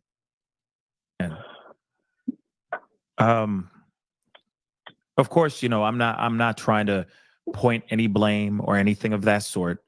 But the situation in which he just vanished into thin air is very suspicious in my personal opinion.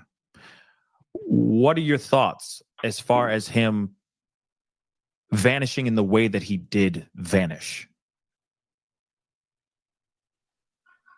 I'm missing something. Like I've stated since day one, none of this makes sense. Yeah. There's something missing out of this puzzle. There's something missing out of this puzzle. Somebody is not being truthful. Seth knew it all the way back on March 11th when he gave this interview on Pascal. And this is an impromptu interview. Pascal had no warning. I think Pascal did an excellent job for a spur of the moment interview and asking the right types of questions. Kudos to him. And I don't know what it is. And I hope that law enforcement has figured out the missing piece so that they can bring my son back to me. Right. You know how he always calls him his son and wants him brought back to him? He wants to bring him back to him. This man has always spoke so highly of his son.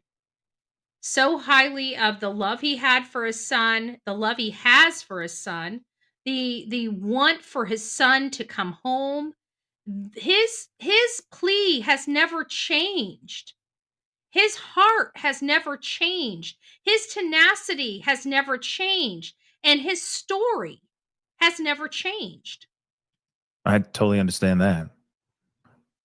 Has there been anything that you've heard so far? Maybe a piece of a clue, anything you said? I understand that there's pieces to this puzzle that are missing, but did they happen to give you at least something that could be some semblance of a piece to a puzzle? No, they're not including me in on. They tell me what they do, but they're not including me in on what they find. I understand. I do understand. So law enforcement was holding it too close to the vest, even in well, this was, March 11th. This is, I think, March 3rd, March 4th is when they ended the physical search and went more to the investigative side of the case. So this was, roughly about a week after that, give or take a day or two.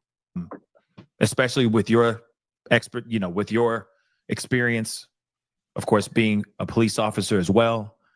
I can I'm only a deputy imagine. sheriff. Deputy sheriff. With all due respect, my I'm apologies. sorry. Well, I take my oath to the Constitution of the United States and the Constitution of Tennessee very, very dearly to my heart. As a deputy sheriff, that's what we're supposed to do. Make sure people don't infringe upon people's constitutional rights. And that is spoken by a true patriot, in addition to a father of a missing. Yeah.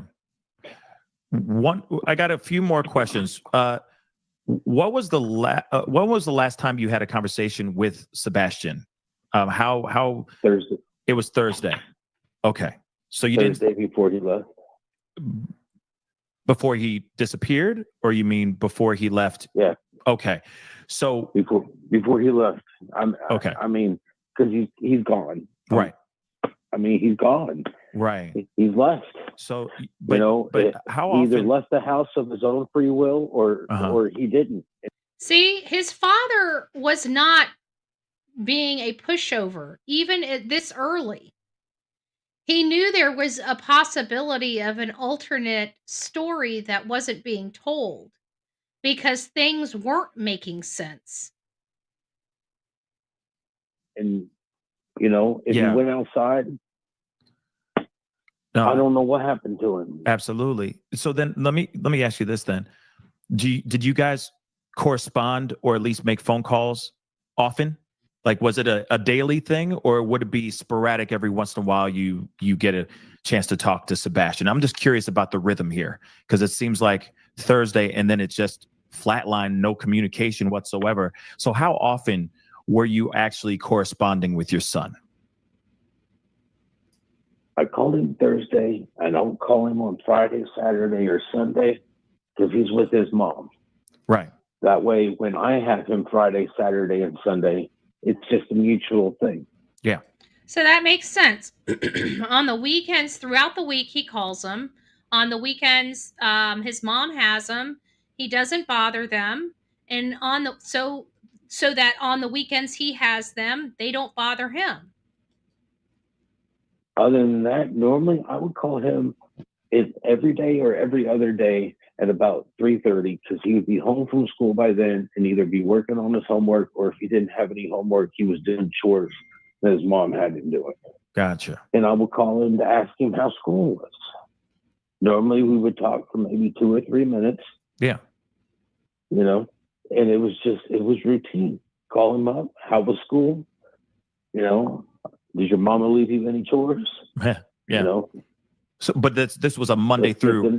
But this was more of a Monday through Monday through Friday type of thing. But then the weekends you would leave him be to spend time with mom. Correct? I would pick him up on Fridays on my weekend. I would pick him up. I'd be waiting at their house when he got off the bus. I see. So this is another point that I want to make is this bus thing, right? So why would a mother, now think about your autistic children. A lot of you guys have autistic children, autistic grandchildren, somebody in your family that's autistic. You yourself might be autistic or on the spectrum. We've discussed ad nauseum on this channel the need for autistic children of any degree to have a system, right? A schedule, a routine that they adhere to. So many things that you do not expect an autistic child to spontaneously do. Let's list those things. Hey, Seth, it's great to see you. Let's list those things. One is this child puts on his shoes. What are the odds that this child's going to run away without his shoes? 2, he doesn't like bugs or the nature. So what are the probability of him not only running away without shoes, but also running away in the dark with all the bugs and dirt and wilderness out there? Number 3, what are the odds of this child leaving on a cold night when a lot of autistic children have sensory issues too hot and cold? What are the odds of him leaving without a jacket? What are the odds of him leaving without any personal belongings when we know that that autistic people crave, at minimum, their video games? What are the odds that this child left that home through a door in the middle of the night without so much as shoes on? That in and of itself is odd. And then you add, let's go back. I would pick him up on Fridays on my weekend. I would Listen. pick him Gotcha. up. I'd be waiting at their house when he got off the bus. So now, what are the odds that a kid that has rode the bus every single day to school would magically get up this one day and walk to school?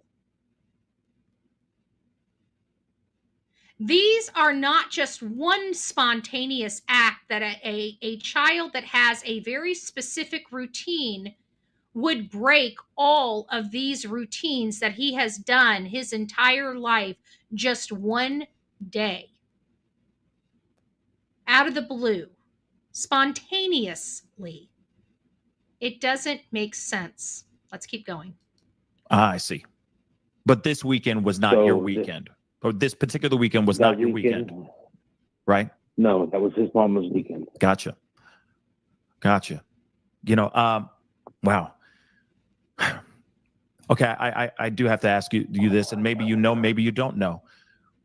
But when did Chris go to Memphis? Do you have any knowledge of that?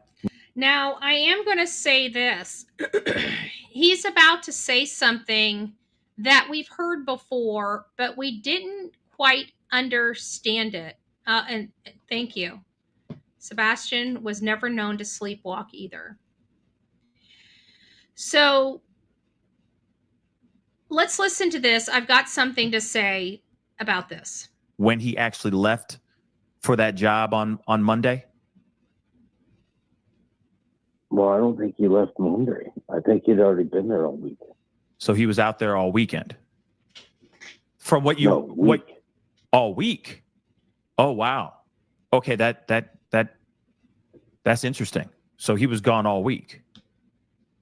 I believe so. You believe so? Okay. Normally, I believe so, because normally if I have him, yeah, Sebastian's mom would go to Memphis. If I had that right there, that statement right there. When I had him, his mom would go to Memphis. Do you guys find it odd? I mean, I don't do the overnight construction. I don't do, whenever I started traveling this country, I was already, in the process of divorce. The divorce was already filed. I didn't travel like this when I was married. So I've got to ask the people that would have the experience in this, because I'm not the person with the experience. If you were traveling for your job and it was, not so far away you couldn't come home to visit, but far enough away you wouldn't travel home every night and would stay, long haul truck drivers are good, wives of long haul truck drivers, husbands of long haul truck drivers. This is going to be probably a question for you or somebody that's in the union that does this type of stuff. You guys have your own experience. I need to kind of borrow it. If you were out at a job and you had your weekend where you could come home, wouldn't the construction worker, truck driver, or whatever, wouldn't they want to come home to sleep in their own bed as opposed to their wife or significant other going to their job and sleeping in a tiny, camper? You see what I'm saying? Like, it seemed common that she would go to him as opposed to him coming home to his own bed in his own house. And there's been much controversy on why. Why was he out of the house? Many people at the very beginning were passing around a rumor that, the CPS workers advised him not to be at the house anymore, which I've never heard of. I've talked to some people, not that it's true. This part is true, but not that this is what happened in that case. But I have been told they either have reasons to remove the child or they don't, and that nobody is required to leave a home without a court order. And them implying for somebody to move out of their homesteaded property is my understanding unlawful. So I don't know, but somebody may have said it might look better on the report if he's not even in the house or whatever the case may be. But that has always fell short. I mean, not that it's not true. I've just never found any information that could support it on a factual basis, right? So we also entertained the idea that they were having some marital problems and they were already dividing assets and stuff like that. What would be the reason that she would go visit him in that loud? I mean, compared to their house, don't misunderstand. The camper or the fifth wheel is probably very nice, but I'm talking about, as opposed to their nice home with the room and the nice, I'm certain, king bed versus, this tiny ass camper, right? Compared to the way that they normally live. Let me go up here. I saw you guys are responding, maybe because CPS said a CP couldn't be in the house during this latest case and couldn't come home on the weekend. But see, I'm hearing that they can't say that's unlawful for them to say to someone. So, not that they, a lot of people say, it might be better. You know what I'm saying? Like, I can't tell you. Have you ever heard somebody, well, you didn't hear this from me, right? It might have been one of those things, but then why did he come home the middle of February for that school counselor type meeting thing that they were, involved in? It just, I don't know if there's something to be had with her going to him as opposed to him coming home to his own bed. But it just, to me, just seems odd because I know me, right? I think I'm an average, an average Joe. And if I had a home and I'm stuffed in a freaking camper and literally going to work, coming home to a lonely camper, going to work, coming home to a lonely camper for the week, during the week, to actually come home, get a home cooked meal, lie in my big king bed and relax for 48 hours. I don't know. I feel like for me, an average Joe, I would come home every opportunity I could come home. So what does it say? My sister's husband had to leave for a month before they could find a place for my niece. Huh. Well, that doesn't really bode with the same situation we're dealing here, but that might be a different conversation. I'm just kind of walking in. When my husband worked out of town, it was a 10-hour drive. He was home every weekend. See, that's the way, like I do have friends that work in construction and they've always come home. Every opportunity they had to come home, right? And be with their lady or get some real home cooked food, depending on the age, trust me. Different things matter at different stages of life, okay? So, a home cooked meal to some is better than what. So, I'm just saying, okay? When you get a little older, the things that used to matter don't matter as much anymore. Some of us just would rather have the steak and potatoes, literally. If I were in a healthy relationship, I would come home. Lord knows the bed at home has to be more comfortable. That's where I'm coming from. That's exactly where I'm coming from. It just seems odd to me. If the person agrees to do so on their own, add part of safety plan, avoid further legal options from court. Oh, yeah, maybe.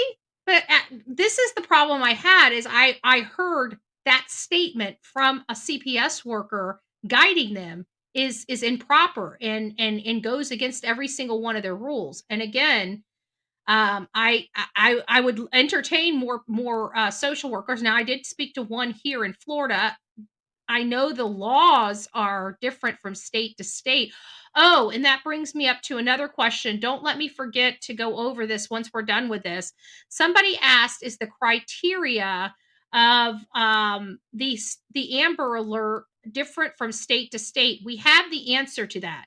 We do have the answer to that. So stay tuned for that. Let's get back to this. Sebastian over the weekend. She would normally go to Memphis. I see. Okay. Interesting. So he might, okay. So he could have been there for a while. Yeah. And then, of course, Sebastian's mom is with him. She wakes up Monday morning, and he's gone. So there's that Friday, Saturday, and Sunday where he could have disappeared. That could have been time somewhere around that time, let's just say. I mean, you know. Sebastian disappeared sometime Sunday night, Monday morning. Sunday night, Monday morning. Okay. I apologize.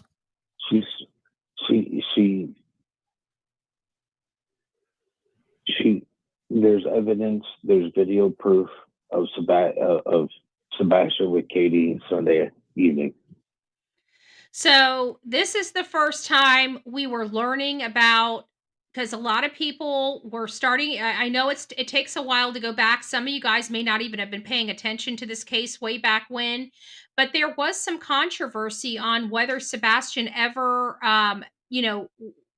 when he disappeared. Nobody really had an idea if he could have possibly disappeared prior to. If you guys remember, I think it was a little bit after this interview, there was what is dubbed as the proof of life video.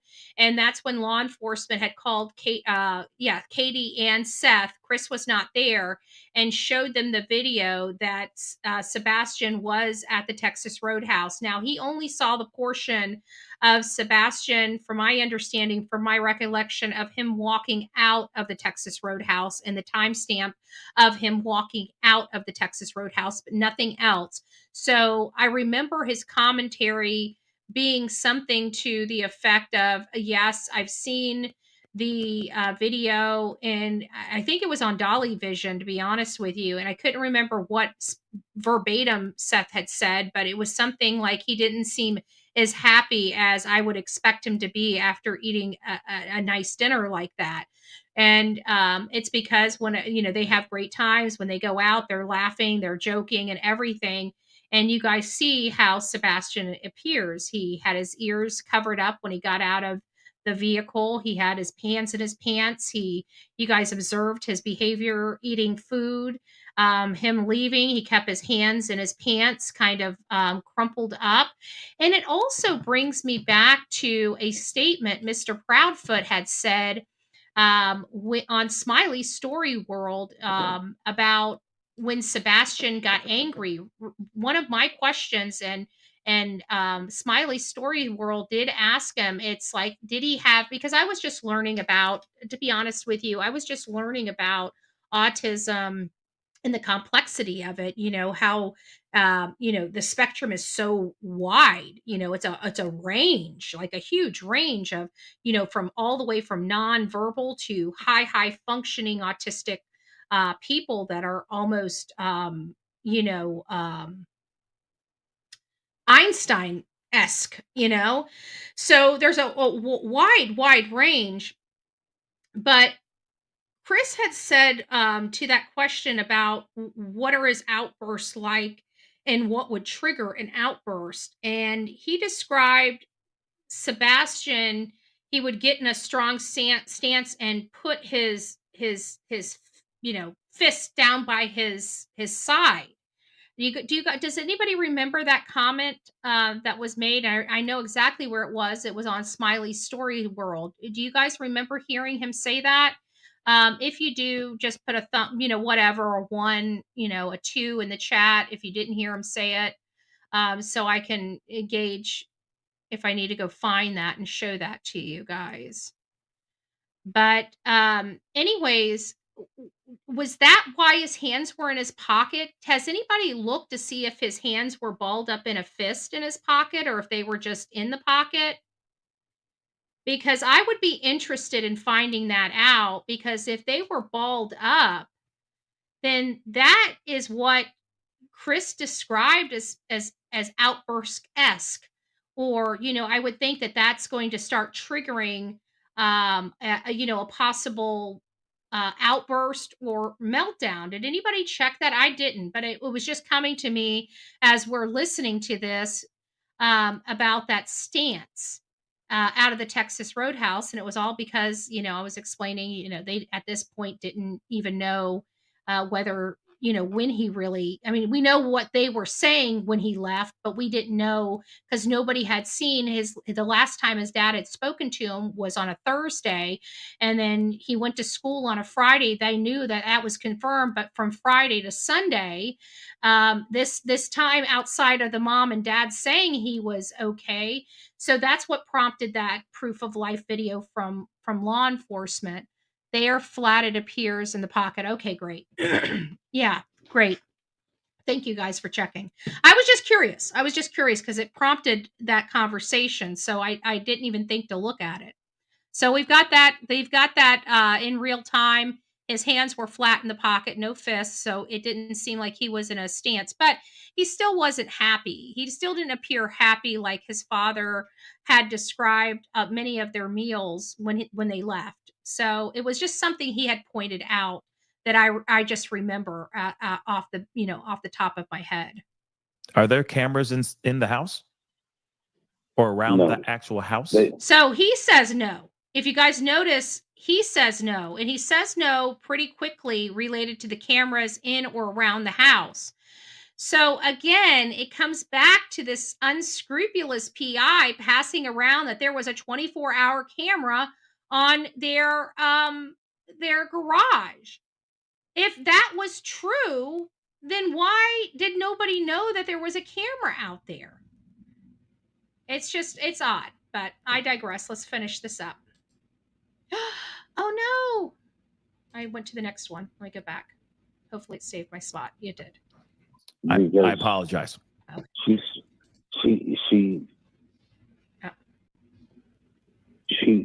There's evidence, there's video proof of Sebastian with Katie Sunday evening.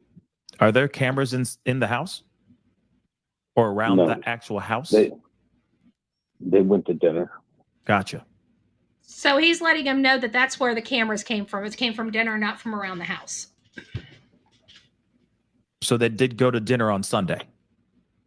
Mm-hmm. And there's actual video proof of that. Yes. Wow. Okay. So that was the first time that had been cleared up for us. So there were still some skeptical people, as you can imagine, without proof being to the public, they're going to always have their conspiracy theories. But at the end of the day, by 3/11, we knew that Sebastian was seen on camera by law enforcement the evening before around 6:22 to 6:25. And that was as they were exiting the restaurant.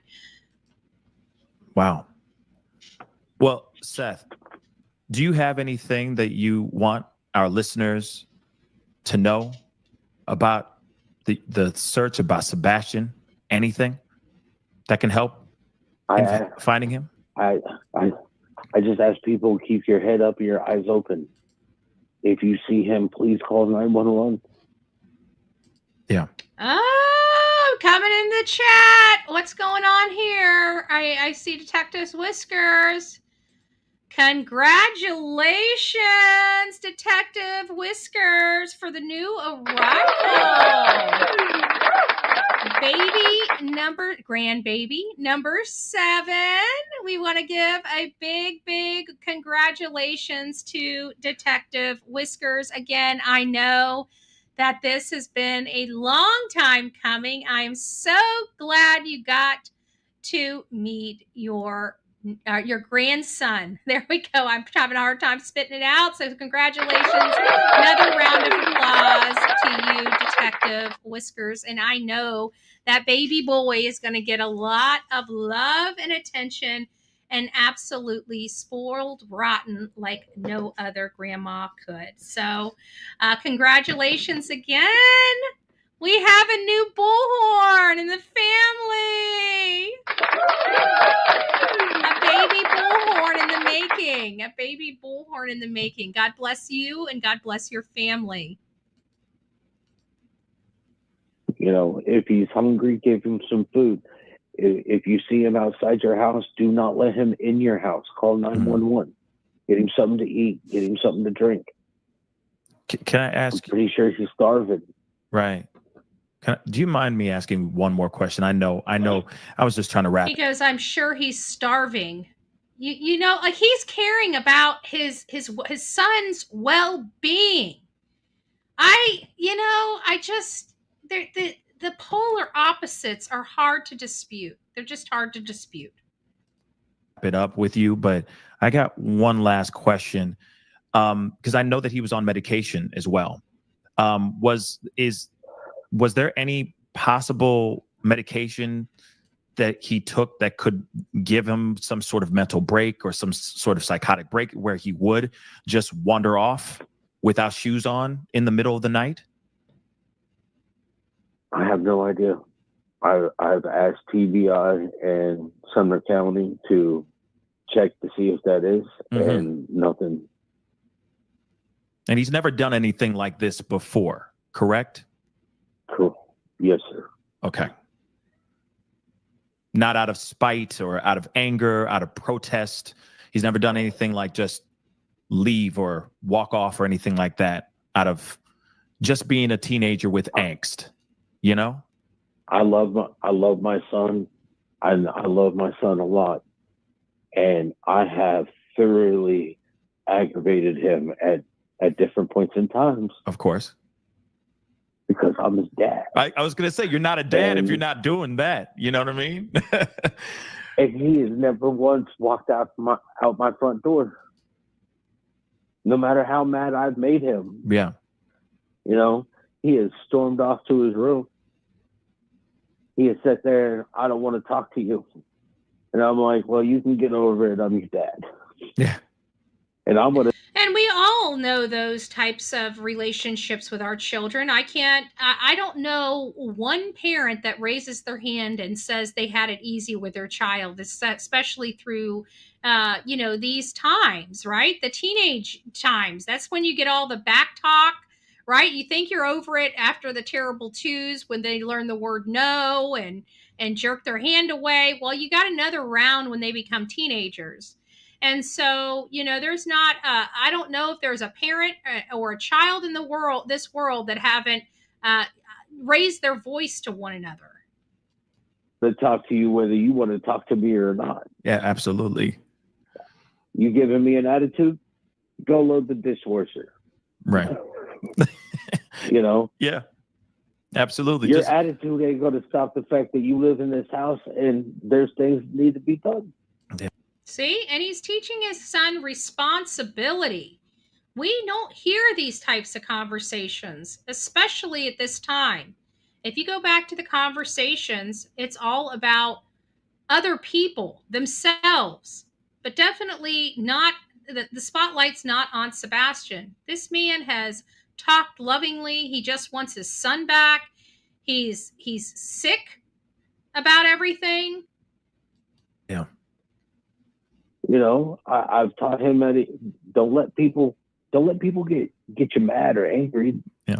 You know, that's you losing control as them having control over you. Yeah. You know, don't be like that. Be better than that. Yeah, absolutely. And his father has sure led by example on that front. I tell you what. He you know, because I understand that he's autistic. I love him no matter what. Yeah. But I also understand that kids are cruel, especially in schools. And now you've got a dose of adults being cruel as well, Mr. Seth, and I'm sorry you had to see that part of humanity. They are. We all did with that. If you weren't the popular one, you could be made fun of or whatnot. And I wanted him to already have an understanding that those people that do that are just insecure. And he's speaking the truth yet again. Wanting control or power over you. And you getting angry gives them that. But if you look at them and just smile and brush it off, because it ain't worth it. Their opinion is not worth it. Kill them with kindness, right? Or food, school food, either one. I will say, Seth, I do appreciate you calling in and just because this was very impromptu, everybody. Okay. Let me just be completely honest. This was not planned. But I do appreciate you calling in. I watched your podcast. I watched your podcast earlier, and you said you'd be back on at 8:00. Yes, sir. And I watched your podcast a couple days ago because you're keeping my son's face out there. You're keeping his name out there. And the more that we can do that, the less likely it will become a cold case. Absolutely. My son will become a cold case. I want him found. That is a father crying for his child back. He just wants his son home.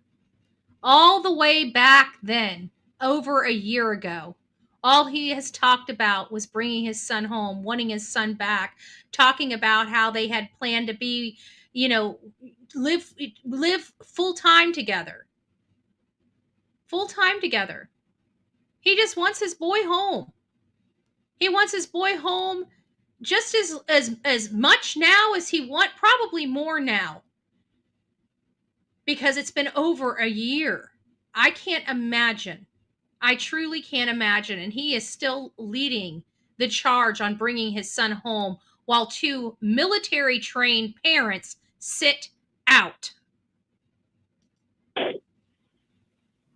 We all want him found. I'm going to be honest. We just like Chelsea just said, we have an army behind you, sir.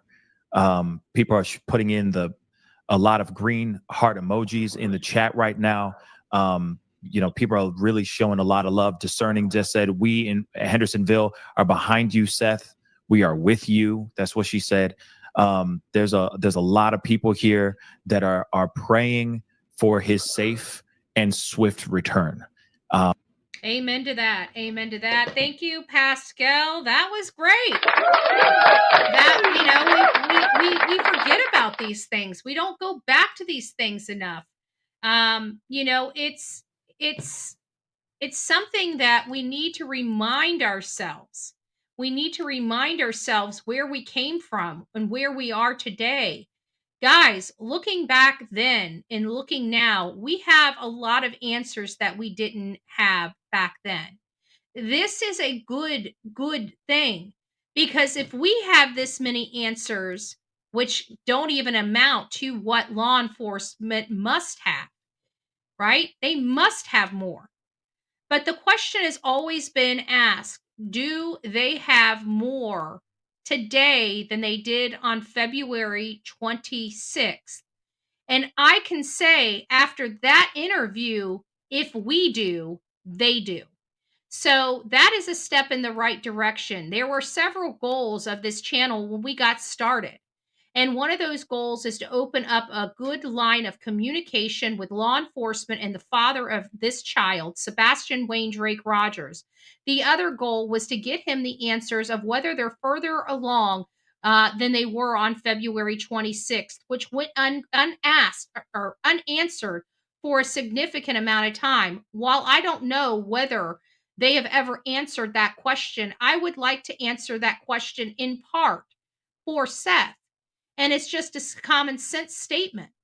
If the social media world has more information today than on March 11th when that was given, I have to believe law enforcement does as well. So whether they've spoken or not, I'd have to say the answer is yes. So that fulfills at least one question that we wanted answered at the beginning. So we have been meeting our goals here on this channel to advance this case in a positive manner. In a positive manner. There has been some effery that has needed to be addressed on this channel, and we did just that. Not just today, but all the other times as well. You guys have been out there, you've watched these people threaten the father of a missing child, an innocent father of a missing child, and that cannot be acceptable or okay in the true crime community. We need to protect the victims, and that extends to their innocent families, especially when they're being attacked by bozos. We have some other pressing information here that we're going to go into. And this is one that has been, overdue for at least a few days. I've been meaning to talk about this case. We are only giving some little bite-sized moments to a few other cases of missing people. This one is also coming out of Tennessee, Greenville, Tennessee. This person's name is Bryson Daniel Holt. He's 17 years old. He's 5'7", 213 pounds, and last seen in Moshim, if I'm saying that correctly, Tennessee around 9 a.m. He was wearing a camo Nike hoodie, same as the picture. We're going to look at the pictures in just a second, and sweatpants, brown hair, and green eyes. Desperate to find my kid alive. This is his mother. Please share, and any information, please contact Greene County Police Department. I'm assuming that's CO, Greene CO Police Department. So here is her son. This is the camo like jacket I believe she was referring to that he's wearing. He has been missing for a little bit of time here. As of 3 days ago, there are no new updates on this missing child. I did check before this live started to see if he was still missing, and it appears that he is still missing, and nobody knows where he is at this moment in time. And there's his missing child poster. This also states that he's 17 years old. He's male, white, hair is light brown, eyes are hazel, 5'11", 235 pounds, missing from Greenville, Tennessee, missing since March 21st, 2025. Bryson Holt is a 17-year-old white male, 5'11", 223 pounds, with light brown hair and hazel eyes. Bryson may possibly be in the Greenville, Tennessee, or Moshim. Am I saying that right? Moshim? I don't know. Tennessee area. You guys from Tennessee would know where that area is. If you have seen Bryson or have any information regarding his whereabouts, please contact the Greenville Police Department, or you can reach out to TBI at 1-800-TBI-FIND. 1-800-TBI-FIND. I also found this to be quite interesting. This is a Facebook post from Jennifer Santinello. Many of you guys know Jennifer Santinello is the mother of one missing adult child. Her name is Layla Santinello. Maybe some of you guys have seen some of the work that Chronicles of Olivia and I have done on her case. Her daughter disappeared on June 27th, 2023. But she also attached this, and this is something that we haven't heard about, and I wanted to make sure that everybody out there was aware, and especially if there's a missing teen or runaway child out there that wants to go home. There are free tickets home for runaway kids. Every year, around 400 kids and teenagers who have run away get a free ride home with Greyhound anywhere in the United States. It's part of our home free program, and here's how it works. We work with the National Runaway Safety Line to make sure runaway kids have a ticket home to get back to their families or legal guardians. To be eligible for a Greyhound ticket home, the child has to call the NRS hotline. between 12 and 21 years old be named on a runaway report and be willing to be reunited with their family and vice versa. Home free can only be used on 2 occasions by the same person. We also provide free tickets for the parent or legal guardian if the young person is under the age of 15. And you can get that or find out how to get that by calling 1-800-RUNAWAY. 1-800-RUNAWAY. I thought that was very, very interesting. We've covered some crazy cases on this channel, on the Bullhorn Betty channel, and some of the cases we cover are quite grotesque and very problematic in the level of dehumanization that we see from other people. This is a disgusting story of a man, well, a child that was locked in his room for over 20 years. He was in 4th grade and 11 years old when he was taken out of school after they noticed him eating out of the garbage can, and they started reporting him to the Department of Children and Family Services. They had over 20 calls, even though the Department of Children and Family Services have no record of not even one call. The law enforcement in the area acknowledges as helping them out in 2005 and in 2006 over a welfare check called in by the Department of Children and Family Services. This is very horrific. But the one thing that I find a problem with is her defense attorney. And I'm not going to play this whole entire clip. We're going to bounce around. I do, but where is the attorney? The attorney, I think, was closer to the end. Maybe not. Maybe it's closer to the beginning. At the end of the day, here it is, right here. This makes my blood boil, what his commentary is, because at the end of the day, if we live in a house with somebody and we feel that they are being abused, even if it's their biological parent, we should be reporting that to the Department of Children and Family Services. We should be trying to correct that and find positive other things to do to help that child.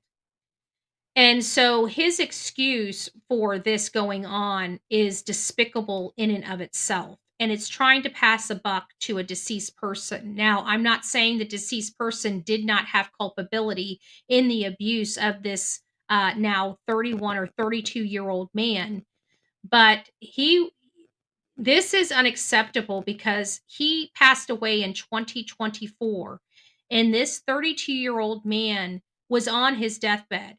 He was 5'9", some 68 pounds. His body mass was 11%, they say. And this is what the attorney for the woman that did this to him or was responsible for him at this time. The accusations false and put the blame on her late husband. He was not locked in a room. She did not restrain him in any way. She provided food. She provided shelter. She is blown away by these allegations. He was the biological father. He's the one that dictated how his son would be raised. We think as the evidence comes out, you will see that she's not the villain she's being made out to be. He has been dead for over a year. She had every opportunity to get this boy on his feet after his father passed away, if that was the case. There should be no excuse for this man to intentionally set his house on fire to save his life. He would have died if this had continued much longer. Died. And his biological father, passed away of January of 2024, over a year before he was found. Nobody has seen this child since he was 11 years old. They ran the entire family off. One of the uncles saw him for the first time and said he looked like a Holocaust victim. It was sad. We also discussed last night on the show. I did a one-off because when I was on my Bullhorn Betty crime story side, we discussed a 13-year-old girl that had been missing. And several hours after that show ended, she was found in an abandoned home, deceased. I thought the mother, because I watched some things, Gigi's been keeping me up to date and sending me what she can when she finds it on this child, which is horrible, horrible. And it took me to a Facebook page, which I can't play because of some of the language that was used in that, but it did give me a peek inside. And so I had thought that when they were talking about the woman being arrested, that woman knew, they were referring to the grandmother, not the mom. That lady that was arrested was the grandmother. So now there's an arrest warrant out for the father for murder. And the grandmother, I believe, has been arrested as well in connection with this. So I'm going to start out with this clip here. Hopefully it stays. So far, my audio has been doing pretty good, except that one occurrence. So we'll play this in part and have a conversation about it. My baby, they still not telling me nothing. It takes nothing. It's nothing to take a picture. It's nothing. So, you know what I'm saying? Let me know when the coroner's bringing her out so I can see if that's indeed my baby. Y'all not saying nothing. Top of the hour, new breaking news in tonight in the case of a missing 13-year-old girl in Toledo tonight. Kamani Latig's father. She was beautiful. She was beautiful. She didn't deserve this. No child deserves this, ever. To have fear in their home where they're supposed to be, that should be the only place that these children feel safe. It's sick what parents can do to their own children. Father, 33-year-old Darnell Jones is charged with her murder and abduction. Police have confirmed they pulled her body from an abandoned East Toledo home today. Kamani had not been seen alive for the last 6 days. Her family, friends, and community had been searching for any signs of her. Additionally, social media videos appearing to show Toledo police taking Kamani's grandmother, Dorothy Latig, from her home in handcuffs today. WTOL 11 has repeatedly asked police why, but we have not yet received a response. A family member did tell us Dorothy was arrested, but she didn't have information on the charges. WTOL 11 has reached out repeatedly to TPD for clarification. I have a funny feeling she's going to be some type of accessory. But, you know, I don't know, because some of the neighbors, you know, from what I was hearing, they believe the grandma was culpable as well. Like maybe there was some abuse or something going on in the home.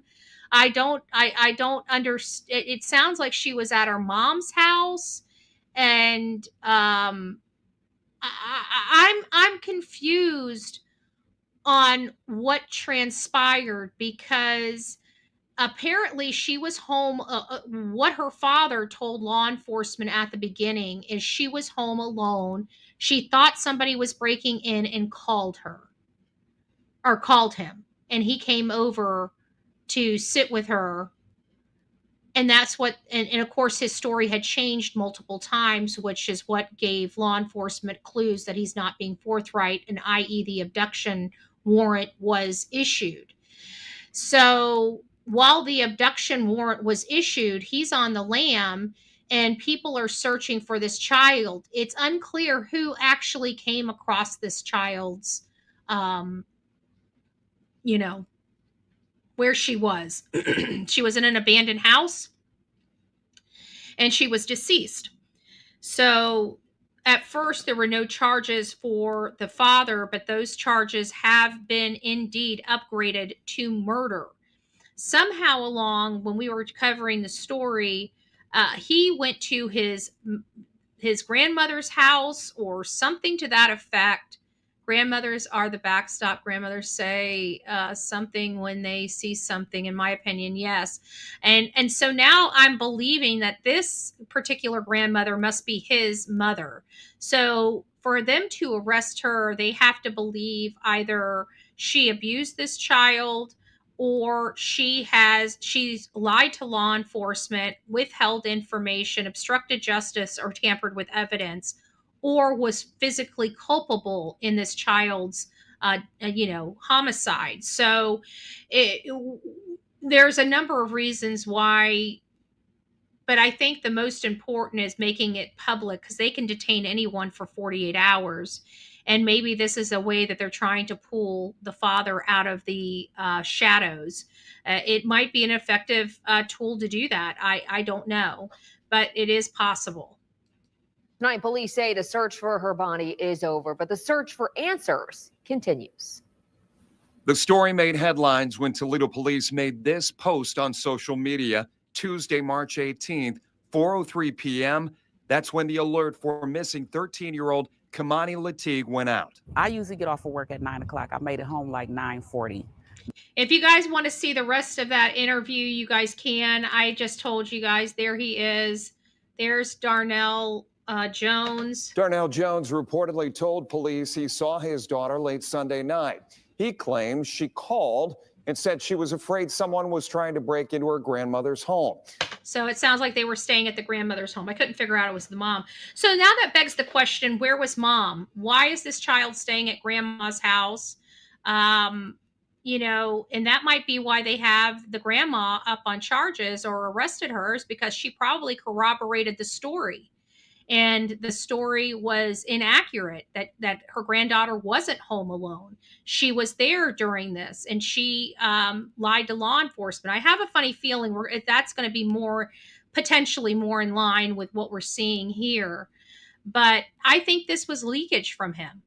I think that he was the one that was trying to break in the house. Isn't the mother's foster mother? Isn't it the mother's foster mother? I don't know, Kaz. I've gotten, yesterday I thought it was the mom that was arrested. Today I find out it was the grandma that's arrested. This is a convoluted story. What I do know is that allegedly that this child was home. Something happened. The father allegedly came over and was sitting with the daughter, left, and then the daughter winds up missing. They were searching for this child and had search efforts underway. The grandma did not partake. Obviously, Darnell did not partake. He was MIA. And then all of a sudden, her remains, her body is found in an abandoned 2-story house on the 2nd floor. And I've always wondered, I thought she was at home at her mom's house at first when all this was coming out, because they didn't specify who's home, just that she was home and she felt like somebody was breaking into it. And then we find out that his story is changed and that they're looking for him for kidnapping. So I ran the story as, giving this Yahoo, the benefit of the doubt that maybe he just felt jaded by the system and not being able to see his child as much, and just decided to pick her up and take off with her for a weekend or do something like that. That's, what I was kind of expecting with this case. But right after I run that story, the only thing I did caveat is, their parents do terrible things to their children, and could her life be in jeopardy? And that's kind of how we left the story. And then Gigi sends me that they found this 13-year-old in Toledo, Ohio. They believe it's the child that I had just ran the story with.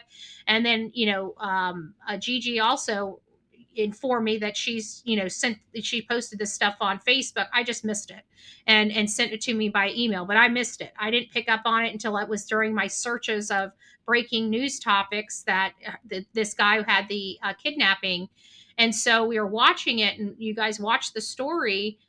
And all we had was this child, and the mom sitting out and saying she just wants to know, is this her child or not? They're not telling her anything. You could kind of see she was, upset, but she wasn't like breaking down at this point, because, I think she was still hoping that it wasn't her. But then it comes back to, where was mom during all of this? We have to ask those questions. A child is dead. What brought us to this point? What put this man on our screen? And we don't have those answers. But apparently him and grandma, whoever grandma is. I don't know if this is a foster mom, grandma, if this is the mom's side, this guy's side. I don't know. That has never been alleged or clear through Google or news. Maybe it'll be clearer in this. I don't know. Jones says he and a cousin allegedly stayed with her for about an hour and left around 12:30 a.m. Police now say he gave inconsistent statements about being with Kamani that night. Once again, he is now charged with murder and abduction. It was just So I don't understand how people can do that to their family. I just don't. And here's a post right here of them arresting the grandma. I actually watched her get arrested live on Facebook last night, but like I said, the lady was using some pretty strong language. She was using the N word, and it wasn't. It's nothing I could have played foul language. I mean, I understand. You're caught up in the story. This child's dead. This person may or may not have known this child, but it sounds like they did. And it sounds like there were a lot of stuff going on inside that home that people may have reported, but everybody knew the grandma had her hands in it. So, why? Something obviously triggered this community. It wasn't just this woman. There were other people out there too. They were all hollering and shouting out to that grandma, calling her every freaking name in the book. And it does happen when people's emotions really take the best of them and stuff like that. And but again, it was just language. It's not that I don't disagree with their anger and upsetness. It's just language and stuff that we just can't show or condone on the show.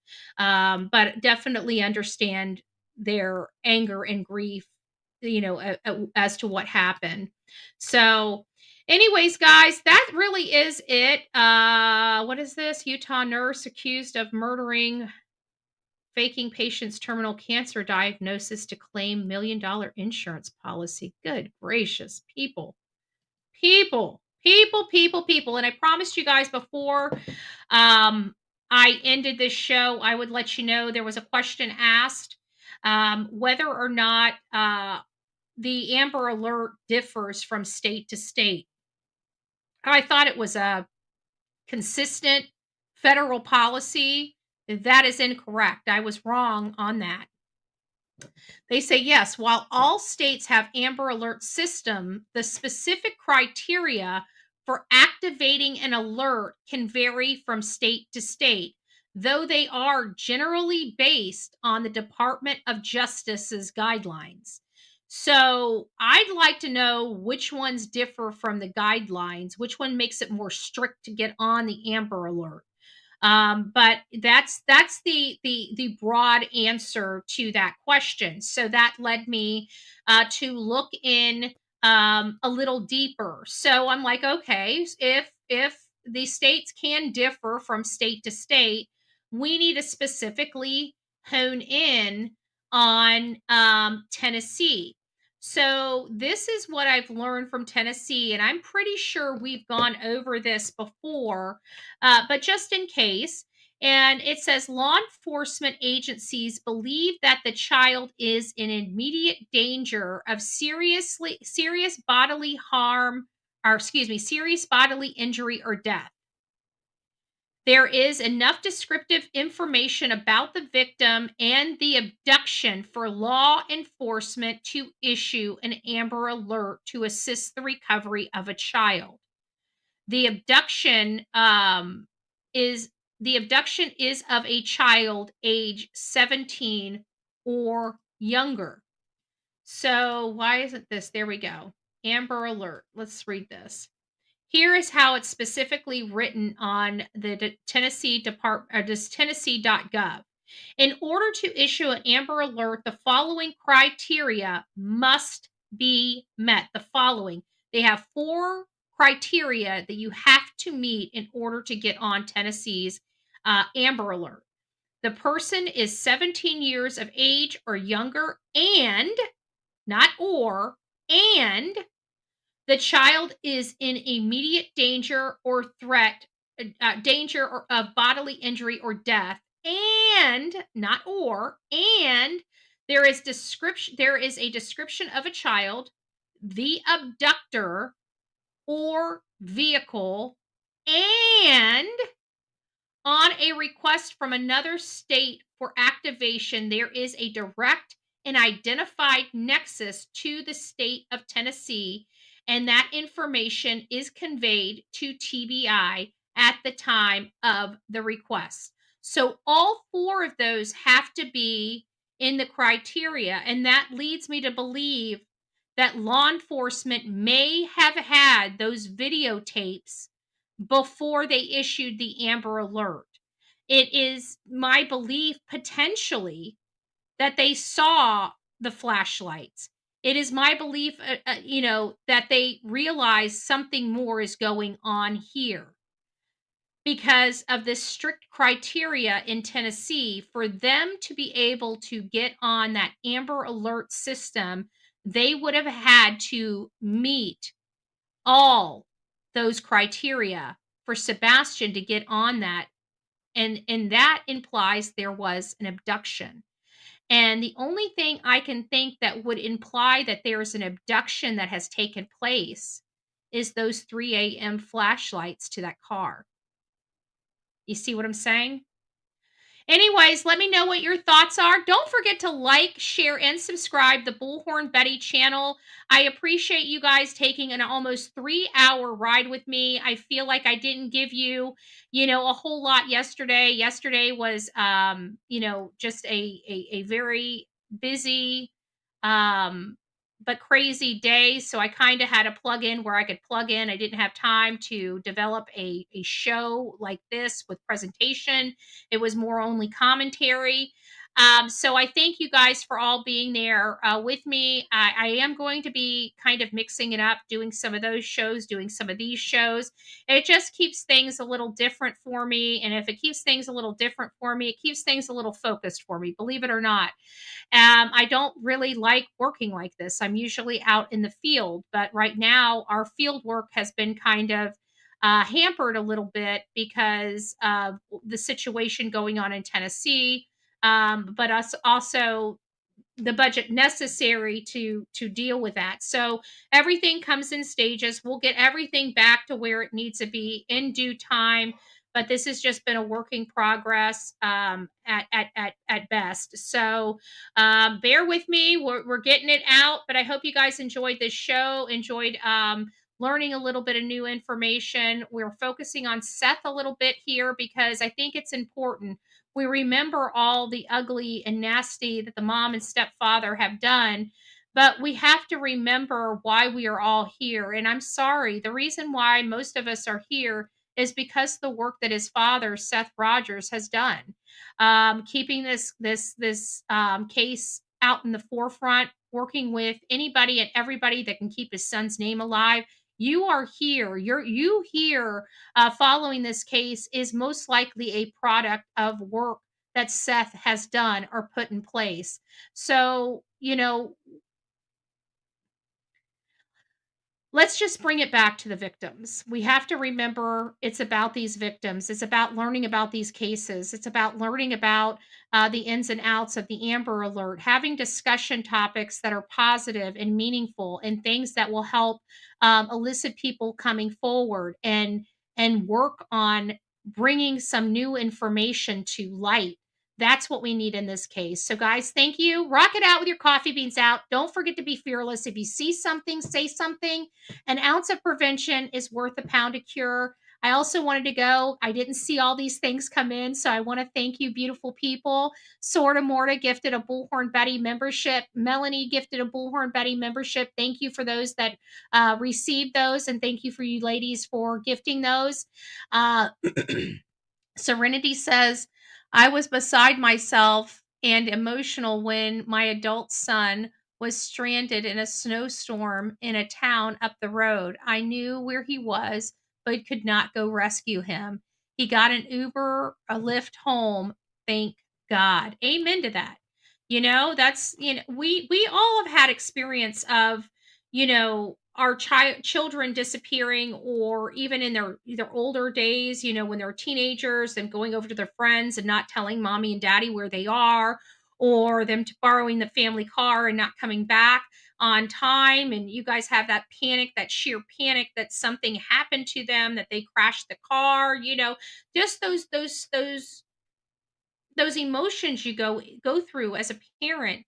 And to see all of this going on it's hard. It's hard because you don't see the pain, the urgency, the grief that we all know so well from experiences we had that don't even compare to this. And that's what gets us. And that's what makes us very curious. Very curious. Thank you. Outer Banks gifted 5 Bullhorn Betty memberships. If you received your Bullhorn Betty membership from Outer Banks, Melanie, or Sorta Morta, please don't forget to tell them thank you. And you 7 beautiful people, welcome to this crazy family we call the Coffee Club, i.e. the Insane Asylum. Grab your straight jacket and your padded room. Welcome aboard. Welcome aboard. And that goes for you too, Raymond. Thank you for being the newest member of the Bullhorn Betty channel, i.e. the Insane Asylum. Grab your straight jacket and your padded room. Welcome aboard. Welcome aboard. All right, guys. It was great to see all of you. I hope you have a wonderful evening. We will be back here for a hump day tomorrow. God bless you. Rock it out. From the East Coast to the West Coast, we are everywhere true crime is. We are asking for the public's help. We are searching in the woods. We are doing what it takes here on the Bullhorn Betty channels to find answers to the most alarming cases we have been watching on the news. I can tell you personally that I have traveled this entire country seeking these answers and bringing that content right here to you here on the Bullhorn Betty channels and Bullhorn Betty Crime Stories. We are happy with the work that we've done. We brought many answers to the public, and we have defied mainstream media in our pursuit of the truth in these cases. We will continue to work, we will continue to fight for these victims, and we will continue to tell their stories here on my channels. Welcome to the Bullhorn Betty brand of channels and the Coffee Club. Thank you for your love, thank you for your support, and more importantly, thank you for allowing me to bring these victims' stories to each and every one of you, advocating for each of these victims. God bless you. God bless America, and more importantly, God bless our victims.